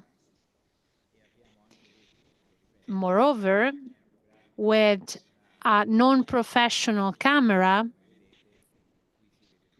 here you can see everything, all the details, dark faces, light habits, the floor which is white. You can see everything. With a smartphone, probably this picture would not have been so nice.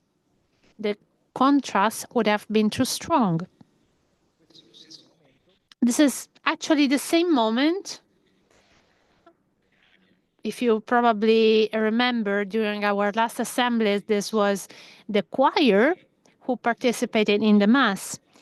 The sun was in front of me, but it was very high in the sky. It was actually so high as not to create backlighting. If you look at the shadows on the floor, the sun was in front of me, but it was very high. As a consequence, they are in shade. And I placed them parallel to the hotel so as not to have deformation of the pictures. Let's move to the background. It must not be brighter than the subject, and possibly speaking, it should be homogeneous and uniform. Here, the background is too bright, as you can see.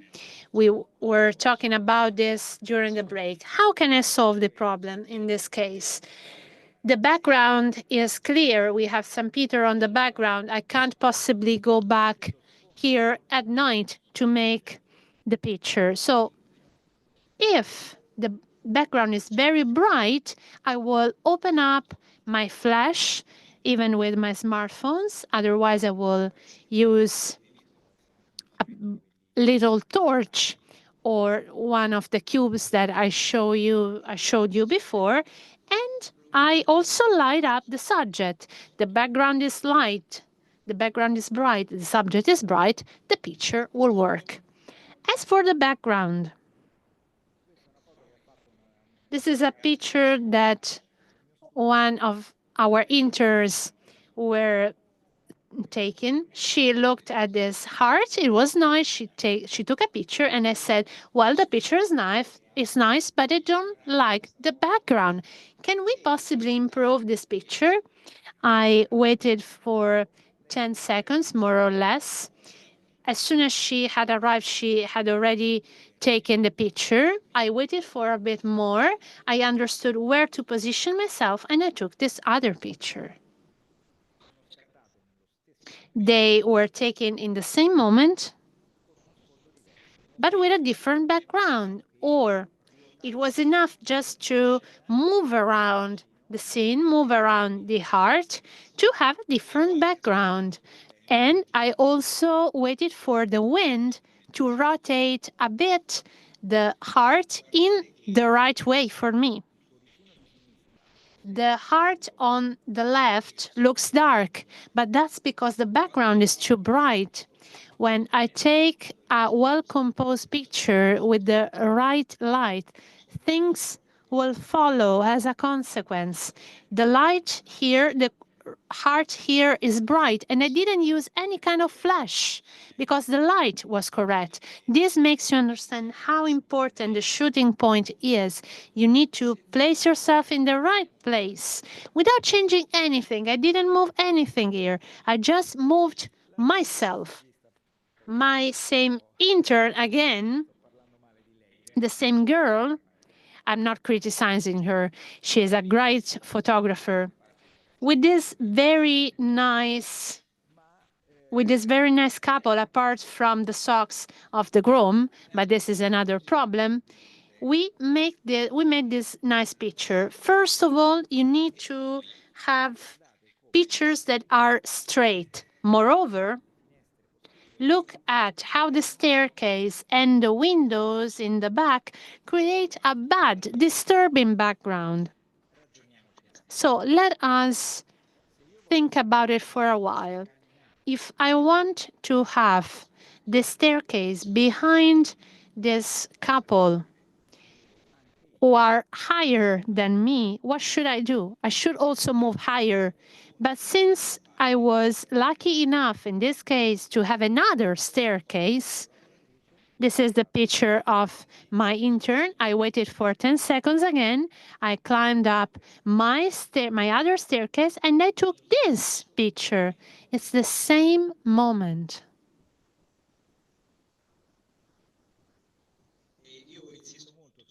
And I always reiterate this issue because they are not the same pictures. The pictures are totally different. I don't want to say that my picture is beautiful, but most surely it's well composed. And I didn't ask the couple to move. I didn't change anything except for the position I was in. A very good photographer once said that for a photographer, it's better to have a nice pair of shoes than a nice camera. We need to walk. We need to walk around, move around, even just closely, like in this case. The shooting point. Let's look for the right composition. We can create the right composition by moving our camera, even slightly. Sometimes you really need to move it very slightly. Or we could also move the subjects that disturb us. If I were to take a picture of you, of your audience, I would personally move the chairs that are in front of me because they are disturbing. It's very easy, quick, but it makes the whole difference in the picture. And I need to make my composition applying the rule of thirds. I always talk about the rule of thirds extensively because I can assure you it's very important. I took these pictures for you. They are really bad, but they serve educational purposes. There was this Grom here some days ago, again, without any socks, you know. And I took this picture. There was their armchair close to me, which actually covered one of his feet. And so I moved slightly to the left. And I now can frame it a little better. But again, the armchair that was close to me was hiding part of the rear armchair. And so I moved a little bit more. Again, now he has his eyes closed, but do not focus on that. I just want to explain you what kind of movements I did to improve the quality of my pictures. Look at how bright the background is. It's too bright. My camera has very high dynamic capacities. It is professional, and so here we can have a closer look to the subject and to the background, but with any smartphone, it wouldn't be possible to have such a picture. So how can we solve this problem? We could move even a bit more. 4 pictures, he didn't move, but I moved. And gradually, I tried to make the best picture possibly. I knew what was the best position to place myself in, but I took this pictures to understand what is the mental process you need to go through. So we're here. But this picture, again, it's not very straight. If there are geometric elements in pictures, they will need to be straight. And so I need to be a bit more straight. I will take my picture a little straighter. However, the background is still disturbing me in these cases, and I can zoom on the subject so as to eliminate the background. So in this case, I have a better background. It's not beautiful, but it's better than before. And I have my subject framed with the rule of thirds. The picture is straight. Now I can shoot. So we will go back for a while. So we have the armchair in front of me. I will move a little bit. It's still in front of me. I will move a bit more. I don't like the background, so I will turn around. Then I will make my picture straight. I will zoom on the subject, and my composition is ready.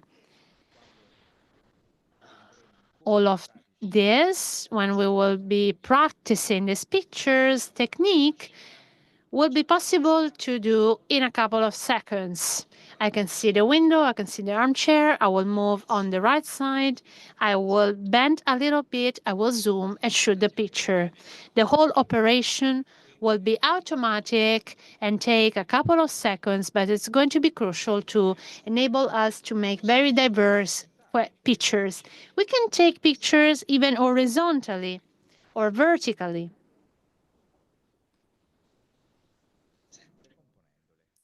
Always composing them in the right way.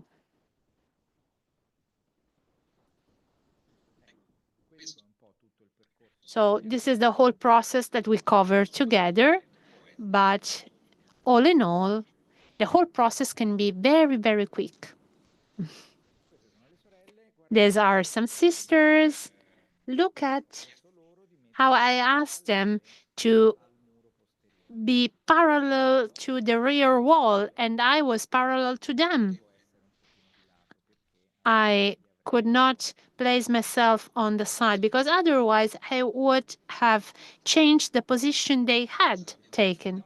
This is a picture that we took here in the front, and I hope sisters will not be offended if I didn't ask for their consensus.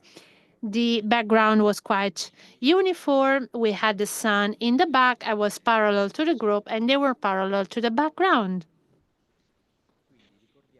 So again, let us remember the background, apart from being uniform and less bright, should also be straight. I always need to place myself parallel to the subject and to the background. If I have a wall, if I have a screen, something that you see here in the picture, or if I have a wall in the picture that you see at the bottom right of your screen.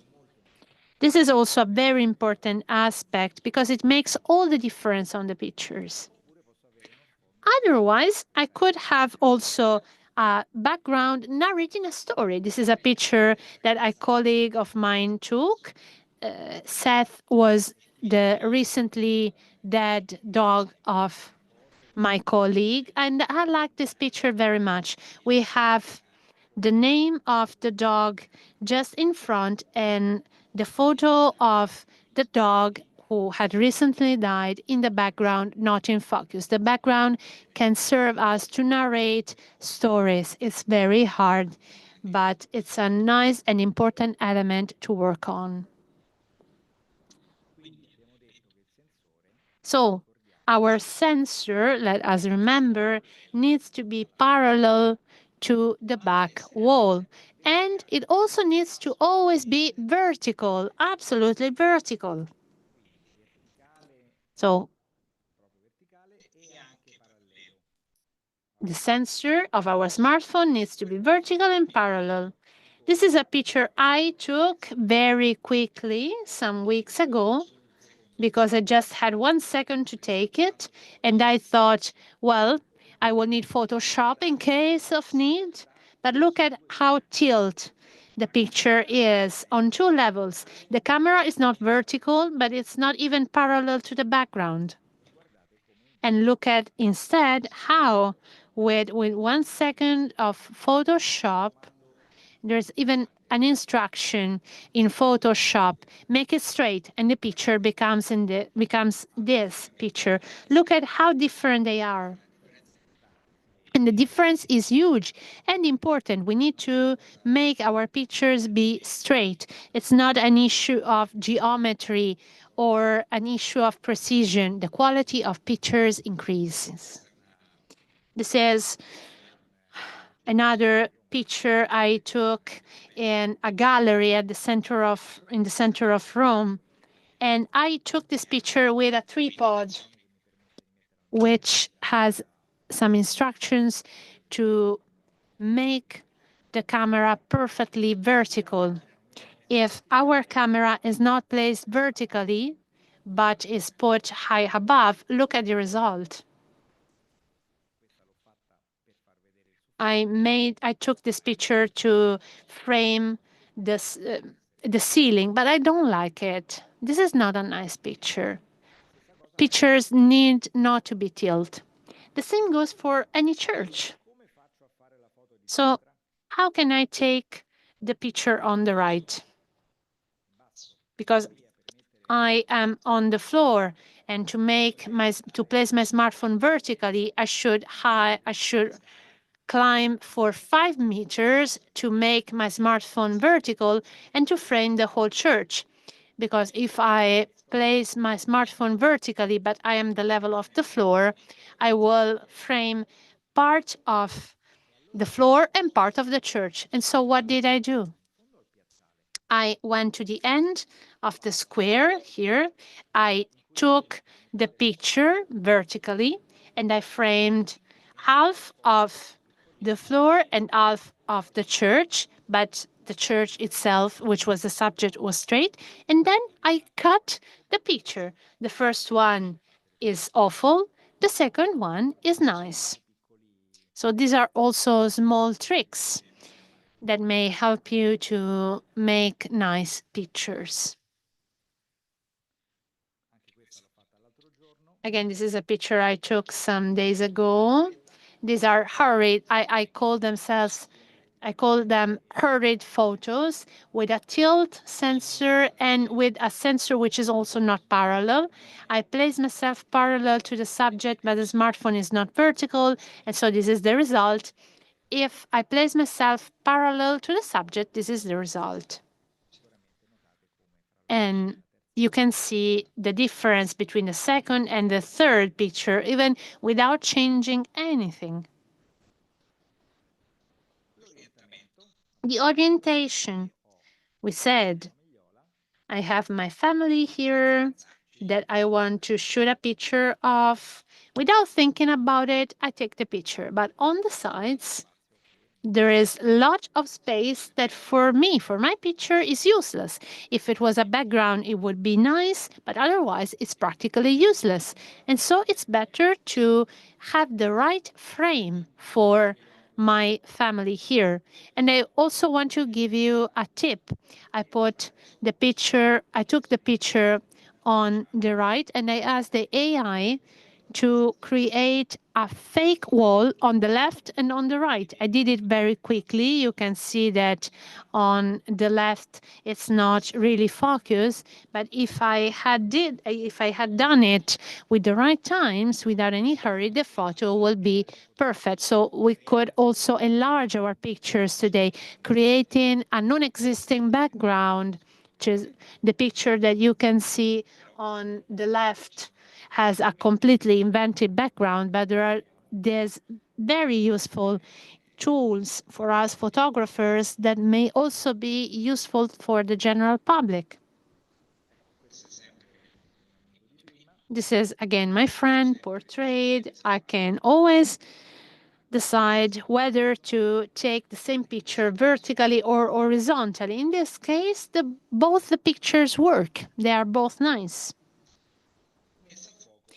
What about focus and exposure? We are just about to move to the ending result. We are just about to take the picture. We know well that with our smartphone, if I tap on the screen on a specific point, in that point, there will be the right focus and the right exposure regulated by the smartphone. So again, this is also an educational photo. I tap on my perfume spreader, and you can see that the light is regulated on the perfume spreader and not on the background. Instead, if I tap on the background, the opposite happens. The right light will be projected on the background. Naturally, everything else will become too bright, and the whole picture and even what is close to me will be not in focus. So just by tapping on my smartphone, I can regulate the focus and the exposure of the picture. However, the limit is that the functions of our smartphone will allow us to regulate both focus and exposure and not one of them separately from the others. When we need to take pictures of people, I need to tap on the people so as to focus on them and not on the background. And then in the end, we shoot the pictures. After so many efforts, I will be able to take my picture. So I would now like to make some practical tests with you if you want, and then we will move to the questions. No, we will first move to the questions.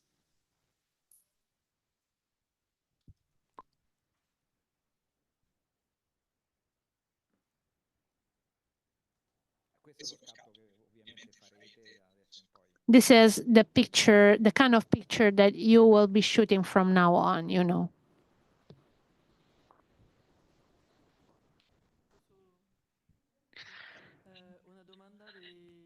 Just a question.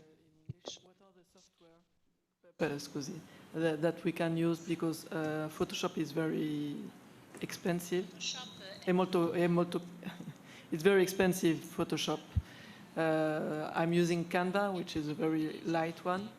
What could we use in a more cheap way, like Photoshop?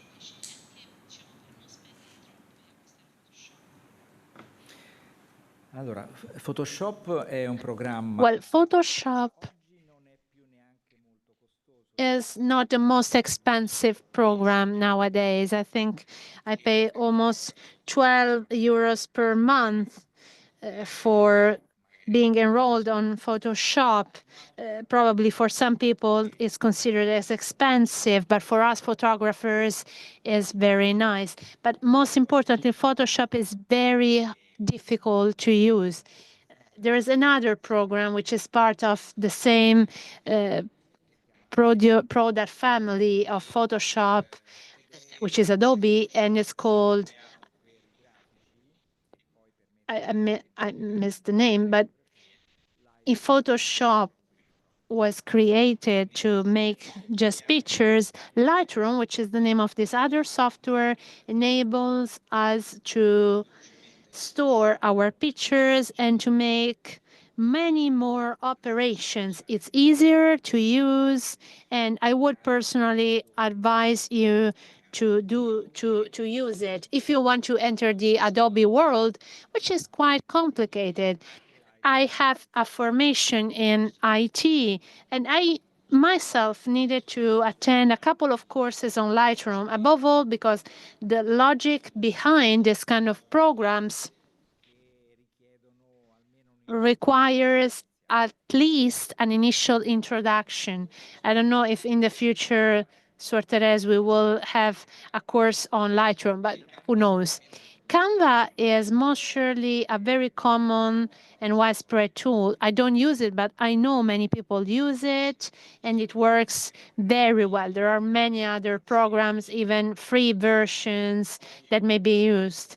What is really important for us nowadays in a picture that needs to perhaps be edited is to have a nice capacity for lighting, to cut the picture, and to adapt the temperature of color.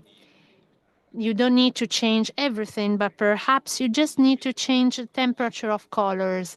So these are the 3 dimensions that are important, and the possibility of cutting pictures is crucial. So to make these 3 operations, there are many programs, even free versions, and I advise you sincerely to use them. For a perfect shooting, you don't need any post-editing, post-production. You don't need Photoshop.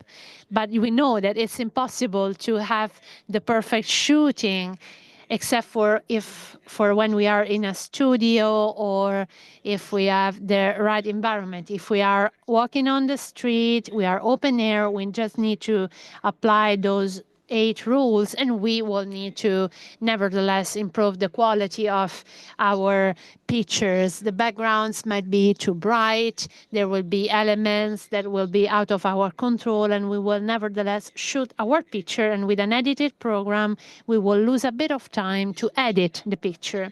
Another important aspect, and I was looking at the photos of a sister who is really good at taking pictures, and she is very good even at creating the storytelling behind. Photos need to be selected. They must be few but important and able to narrate. Sometimes I see on social media photos posted with people portrayed 10 times. The pictures are practically the same, but and this is very much worse. You just need a couple of pictures, but with deep meaning. The same pictures, 10 equal pictures, will not serve you. A bride for whom I worked just told me, why is it that you give me 200 pictures and other photographers give me 2,000 pictures? And my answer was, because I want to give you a story. 200 photos are already a lot of pictures if you want to narrate a story, but with 2,000 pictures, it's too much. And I asked her, have you ever seen a photographic exhibition with 2,000 pictures exposed? Nobody would ever visit such an exhibition. All pictures need to be important. The less they are in number, the better the result and the communication. Many people miss the photographic material for which the development process and the printing process was very expensive, and when you were shooting pictures, you were very attentive, very focused. Now, things are much easier, but the risk we run is that of losing the sense of a beautiful picture.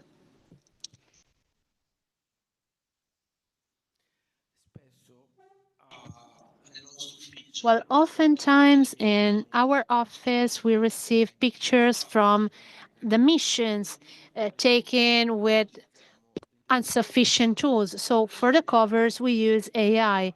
And we probably make mistakes in giving instructions because pictures are either not in focus. We might have pictures of children in Brazil, which is the core of our mission, and the children disappear, or the faces are edited, but in a ridiculous way. So is there any way when we use this kind of tool to give a precise instruction and to have a nice looking effect which doesn't look fake? What kind of program are we talking about? ChatGPT. Well, the answer is unfortunately no. At least today, on September the 8th, the answer is no, because AI has been progressing very quickly, but it still has many limits. I use Flying Fly number 3, the AI engine. It's very modern and it's specific for photos. And it has been also improving very quickly, but it's not perfect anyway. 1 year ago, it was enough to just ask for the system to change something, and there were unknown people appearing in the picture. Once I saw a picture with a pirate in the background, which was not possibly part of the picture. And these are called the AI hallucinations. So it's very important that you correctly write your prompt.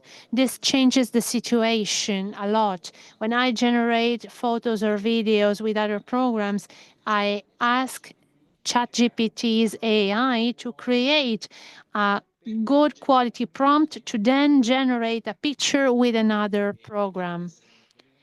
The prompt needs to be very long, descriptive, and in the end, the final result is not very good. Sometimes I took nice pictures and videos. Otherwise, in other cases, the results were really poor. You could try with Lightroom.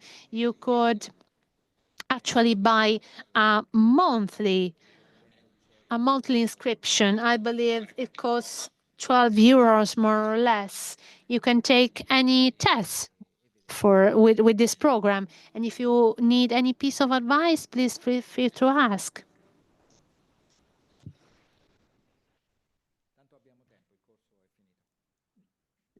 We still have some time. The course is over, you know. A question in English.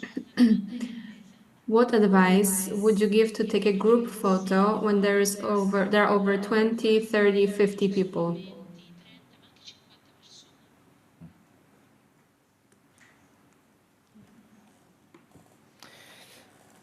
Partiamo dalla brutta notizia. Well, let's start with the bad news. With a group photo with 50 people, somebody will be most surely distracted. And just allow me this joke. Everybody on a group picture needs to be on the same line, in a parallel line. You can create semicircles, but it's more risky because somebody could be not in focus or somebody could be placed too much on the side. So my advice is to place the people on the same line parallelly to the background. You need to be parallel to the background. Again, the light is also very important. And unfortunately, when there are many people portrayed, it's not always possible to have a place in which all these people can be positioned, but also ensures the necessary shade with a uniform background. The larger the group, the more difficult it will be to find the right background. These are basic pieces of advices. The greater the distance between the subjects, the better the result. If they're all very close to one another, some of the subjects might be hidden by other people or by the shadow of another person. If the sun is on our side, there might be shadows covering the faces of people. And due to the contrast between light and dark, those in the shade will practically be invisible. And this is actually the opposite of what I said before. Probably in these cases, it would be better to have them with the light in their face, provided that the light is not too strong, so as to light them all up with the sun. These are just general instructions. You need to assess every single scene and understand what is the best option. For these very large groups, if people are placed in line, in an horizontal line, the other risk is that the final result is that the people are very small, even with a wide angle lens. In this case, we can look for a staircase, placing them on several different levels, and even in a smaller group. Generally speaking, we need to focus the attention of all and shoot very rapidly many pictures so that at least on some of them, everybody will be on focus. Once I took a picture of 115 Indian people, and on the contract, I specified that they were to be all well portrayed, all with their eyes open. I took 20 pictures all together, and in a quarter of an hour with Photoshop, I took the picture in which most of the people had their eyes open. And since I had taken the pictures all together, they were practically the same. As for the shooting points, I copied the faces of the people with their eyes closed on the other pictures. I pasted them, and in the end, all 115 people had their eyes open on the picture. For those who are professionals, it's very easy and quick to do that, but you will get accustomed. And then I printed 115 copies of this picture, but this is another story.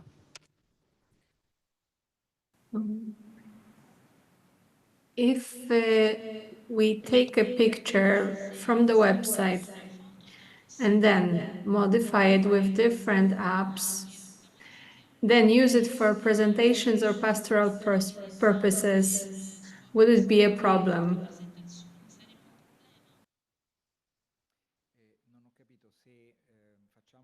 I didn't understand. If we download a picture from a website, I think so. Well, actually, you shouldn't do that. It would be like taking the canvas of a very famous painter, modifying something, and then exposing it again. Pictures are shot by a person in the way this person decided, and it's safeguarded by the copyright of the specific photographer. So it's not very elegant, it's not very kind editing a picture of someone else, except for specific requests. And generally speaking, it's a bit delicate operation that I wouldn't personally make.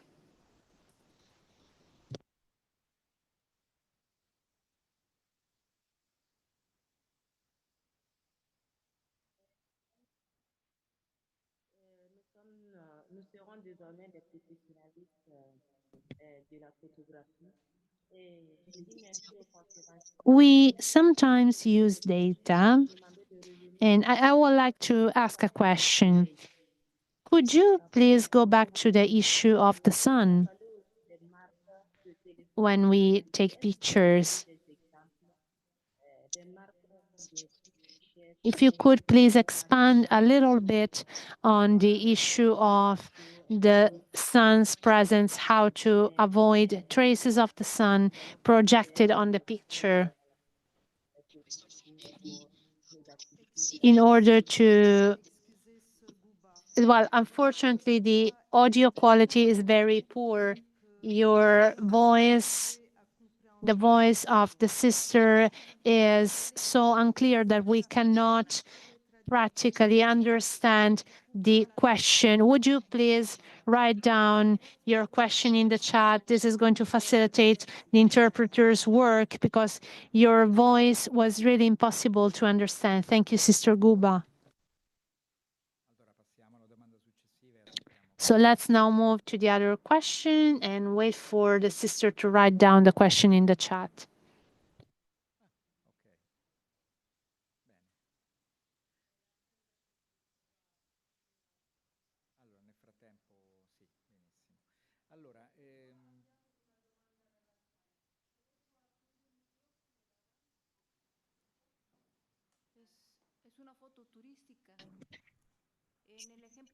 So in the example that you talked about for us during the marriage, when we take tourist pictures, the couple or the person that is close to us will be very small in the picture. How can we balance these two objectives? How can it be possible to see clearly the person in the front, but also the building in the back?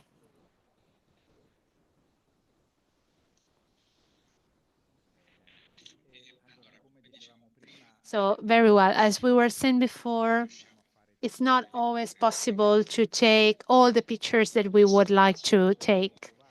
In this case, if possible, we could try to ask the person to come closer or to move away and place him or herself in the right position for which to frame the person. So it's not going to be close to the church because otherwise we will not frame the church.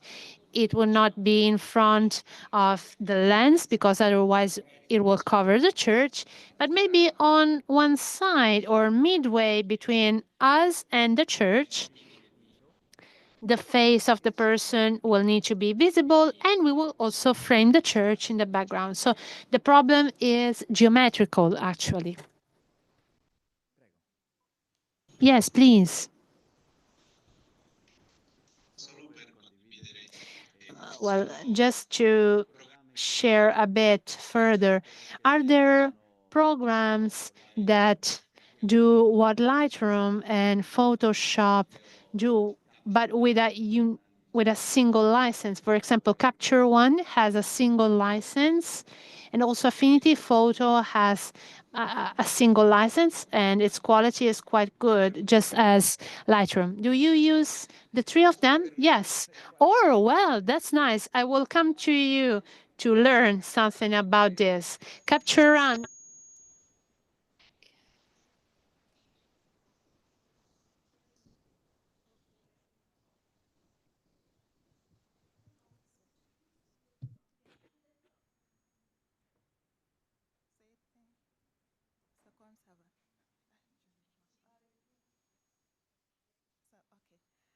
So I would like to take us back on the issue of copyright. Are there some sites where one can get images without copyright for publication?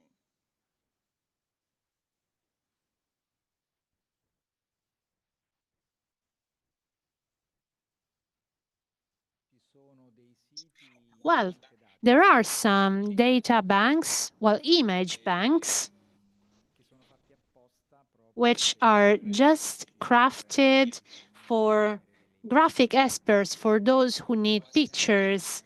Normally speaking, you need to purchase these pictures. Sometimes they offer some of them as a present, but there are hundreds of thousands of pictures divided based on categories, and so they're very useful to create brochures or posters for any kind of use.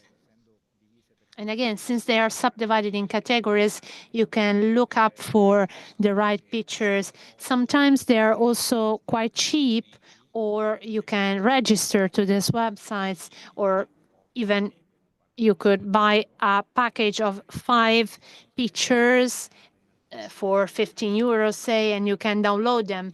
The quality of these pictures is very high with a high resolution, and they can also be published freely. There are two kinds of these pictures. One is more generic and the other one is exclusive. The generic one enables us to download pictures and to use them. So in that case, you bought the copyright of the picture. However, other people will do the same as you did. The exclusive format means that you pay for a picture, you pay it a lot, and I am the only one that can use it. It's quite rare actually to have this kind of option, to have these pictures in the exclusive format, but there is also this possibility. So we have a question in French by Sister Guba. Thank you for writing your question. So first of all, we want to thank you for this workshop. And so the question is, can you please expand a bit on the position of photographers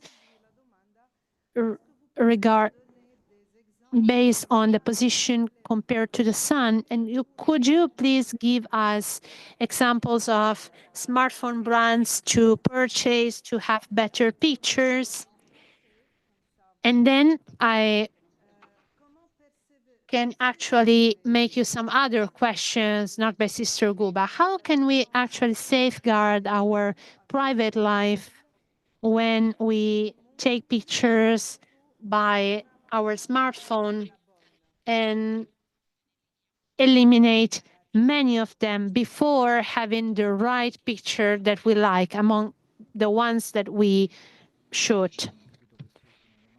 I didn't really understand the last question. So since we take a lot of pictures and we have them on our smartphones, and sometimes we eliminate them to just choose one, but is there any risk for our private life due to the excessive use of pictures? How can we safeguard our private life and our privacy? This influences the privacy and the materials that we have on our smartphones, probably. Well, I will answer the questions one by one. As for the sun is useful, is nice, but when you take pictures, it's a hard element to manage. It's quite hard to give you general rules on how to place yourself compared to the sun. If the sun is very high, so it's almost vertical to the ground, the people will suffer from the so-called panda effect. They will have shade under their eyes due to their eyebrows, and the effect is really poor. If the sun instead is on our face, the face will be too bright, and so the expression will not be natural, and even the gaze will not be natural. If the sun is behind the subject of the photo, there will be backlighting. So all situations with the sun are quite complicated.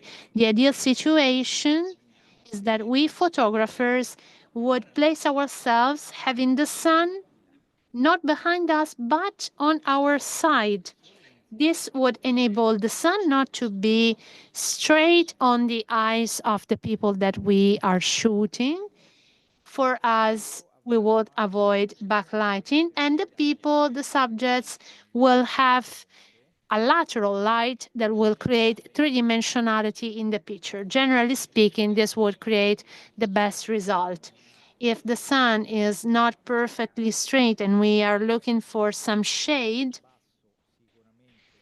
instead, if the sun is very low, we will avoid backlighting. But if the sun is in the position of the photo that we saw before with the music band, the sun was high enough so as to enable the picture. It was not vertical. I had the sun in front of me. I didn't have backlighting, and the faces of the people were all in the shade. And the sun in that case was very useful because it was not in my camera, but not even on the faces of the people. So these are very general rules, as I already told you. Managing the light of the sun is very dark, especially as far as dark and light contrasts are concerned. Then, as for smartphone brands, I am not an expert, but I know that Apple with iPhones has been producing excellent cameras. I know that also Oppo has great cameras. As for the moment, I don't know about other brands, but I can collect some pieces of information, then spread the information to Sister Therese to then send it to you. And as for the last question, something important to be said. Our photos are precious, and so it's important to have a copy of them. Nowadays, all operational systems, at least iOS and Android, enable you to have a copy of your picture in your cloud. Producers enable you to have a free space or a cloud.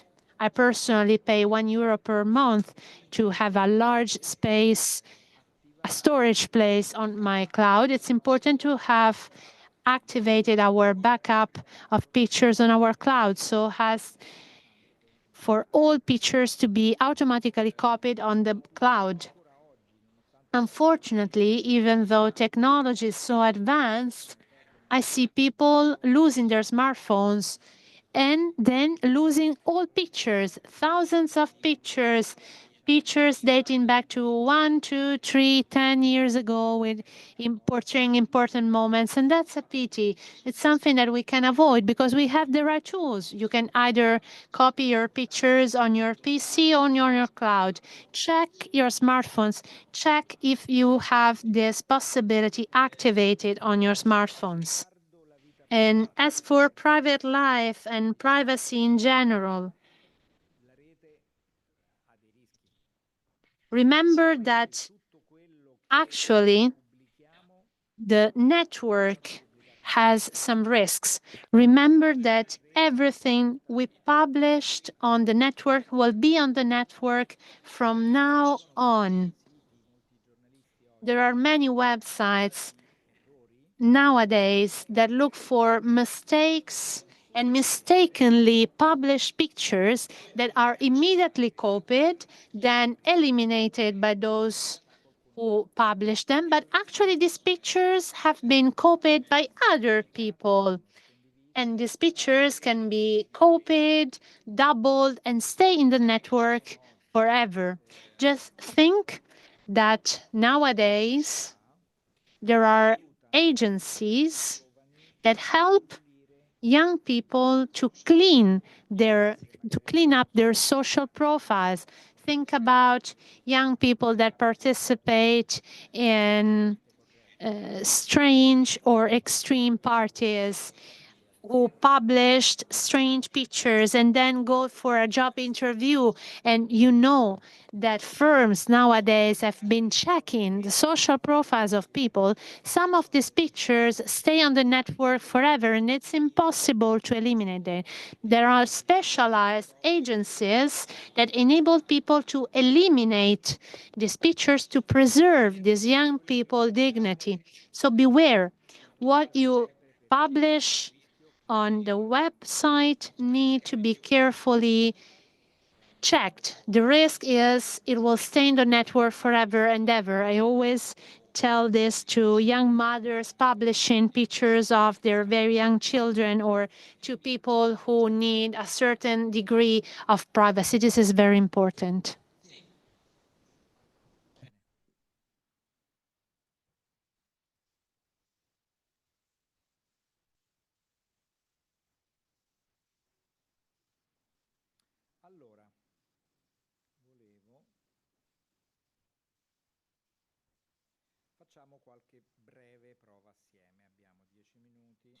So since we still have 10 minutes left, we will make some practical tests together.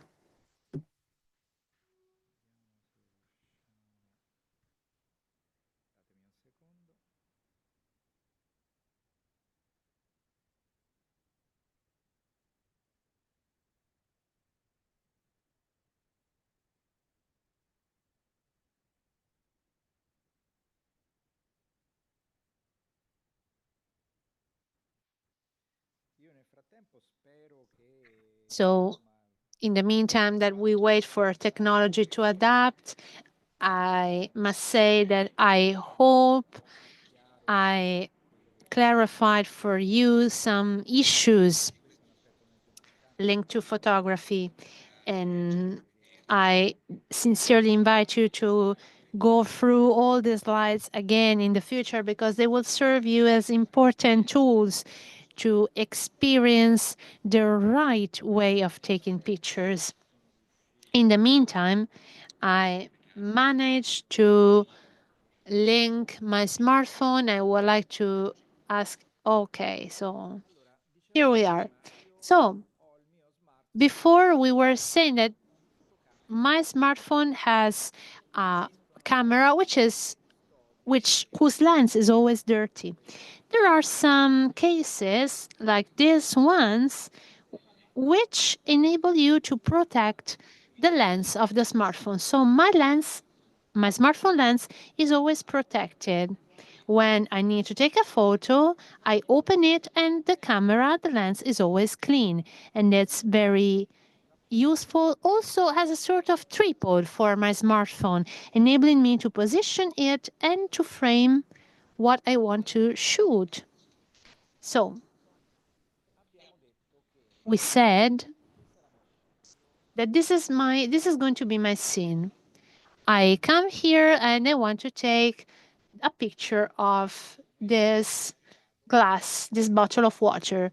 As soon as I come close, this bottle of water is very bad looking, because there is the monitor in the front. In the back, there is another monitor.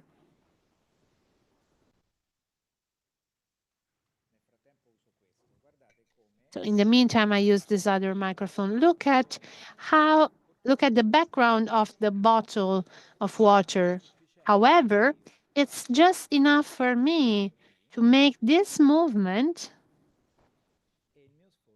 and the background will be improved and deeply improved. So the microphone will be placed behind the bottle. So again, I need to take a picture of my bottle of water, which is quite far. In the front, we have screens. In the back, we have a computer. So I will come close. And in the back, I still have a bad-looking background because the monitor is positioned just behind the bottle. But I just need to move a little bit, and the composition will improve. Now the bottle is at the center, so it's not enough. So I will move a little bit more. And now I also applied the rule of thirds. Unfortunately, I have a chair behind the bottle. So let's see what happens if I move a little bit more. Now, the composition and the rule of thirds is respected, and the background is even more uniform. However, I could also make this movement, and the bottle will not have the table as a background. Unfortunately, I cannot rotate my smartphone, but however, remember this picture would be better if taken vertically. However, I didn't observe the whole scene. I most surely can move around again and have a completely different vision of my bottle. I can have a bottle which frames people inside to play. I can have a picture of my bottle from above. The object is the same, but I'm just making tests. We can take a picture of the bottle in this way. So you see how in the same scene, I can have thousands of different pictures.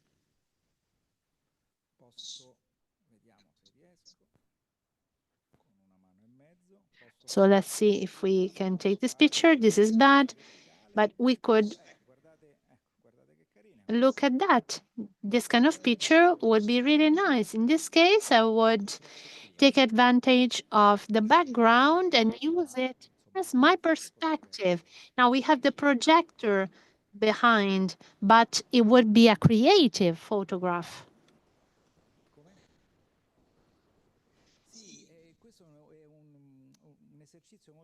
Now, this is a very important exercise. You need to arrive on a specific scene and look for all possible opportunities, because in any scene, there are many objects that enable us to create interesting pictures. This is not interesting, unfortunately. We tried, but it didn't work. But no, you need to try. Definitely need to try, because human eyes are located on a specific position. When we move, the scene changes, which we cannot imagine up until we don't reach this position. If there is anyone available, if there is any volunteer, for example, the photographer here who is volunteering, is it right? Please, our photographer has been volunteering for a picture, is a very spontaneous volunteer. So let's see if I'm able to take this picture. So we were talking about portraits. So look at what happens if I come closer. His face is not in the ideal position, and so I will move away a little bit and zoom. And now, most surely, the shape of his face is more regular. I apply the rule of thirds. I cannot share my screen vertically, but otherwise, I could also decide to take a vertical picture. So remember to move a little bit away from the subject and to zoom in. So as for the functions of a smartphone, we have our grid that we already activated. We have the portrait function. Let's see what we can do here. For example, here we have ABB, which stands for automatic white balance. So the balancing of white shades. I can decide my picture to be cooler or warmer in color. Just to answer your previous question, this is something that any program can do, but something that I can also do when editing a picture. We have white lights here in this room, and so the picture will work. But if we have colorful lights, we can easily decide before shooting or during the editing stage of the picture to modify just with one instruction the balancing of the white nuances.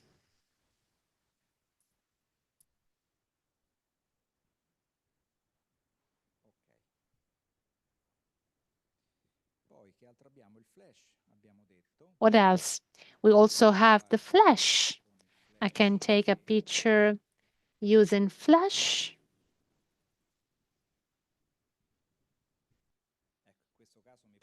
So in this case, it could light up the water, so it might be useful for us, or I can take the picture without flash and it's more visible. So there are several functions on our smartphones. The most important ones are the grid that I advise you to activate, flash, in manual or automatic version, but I always advise you to use the manual version, the portrait function, which allows you to have a not focused background. I don't think I have it on my smartphone, but and this is something that we already saw. And I also wanted to show you.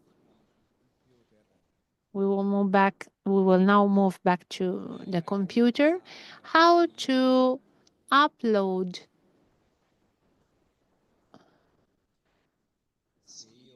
documents or pictures on WhatsApp.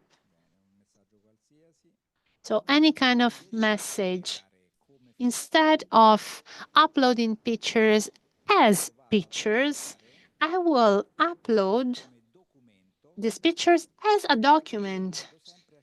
And I always go and look for a picture. In this case, my picture will not be reduced in quality. Naturally, pay attention to the several passages in which these pictures will be sent. The most important thing is that the original version will be placed in the first smartphone from which it was sent so as not to compress it. I think that we are perfectly on time, and I think also the workshop is now over. Let's now move to the last slide.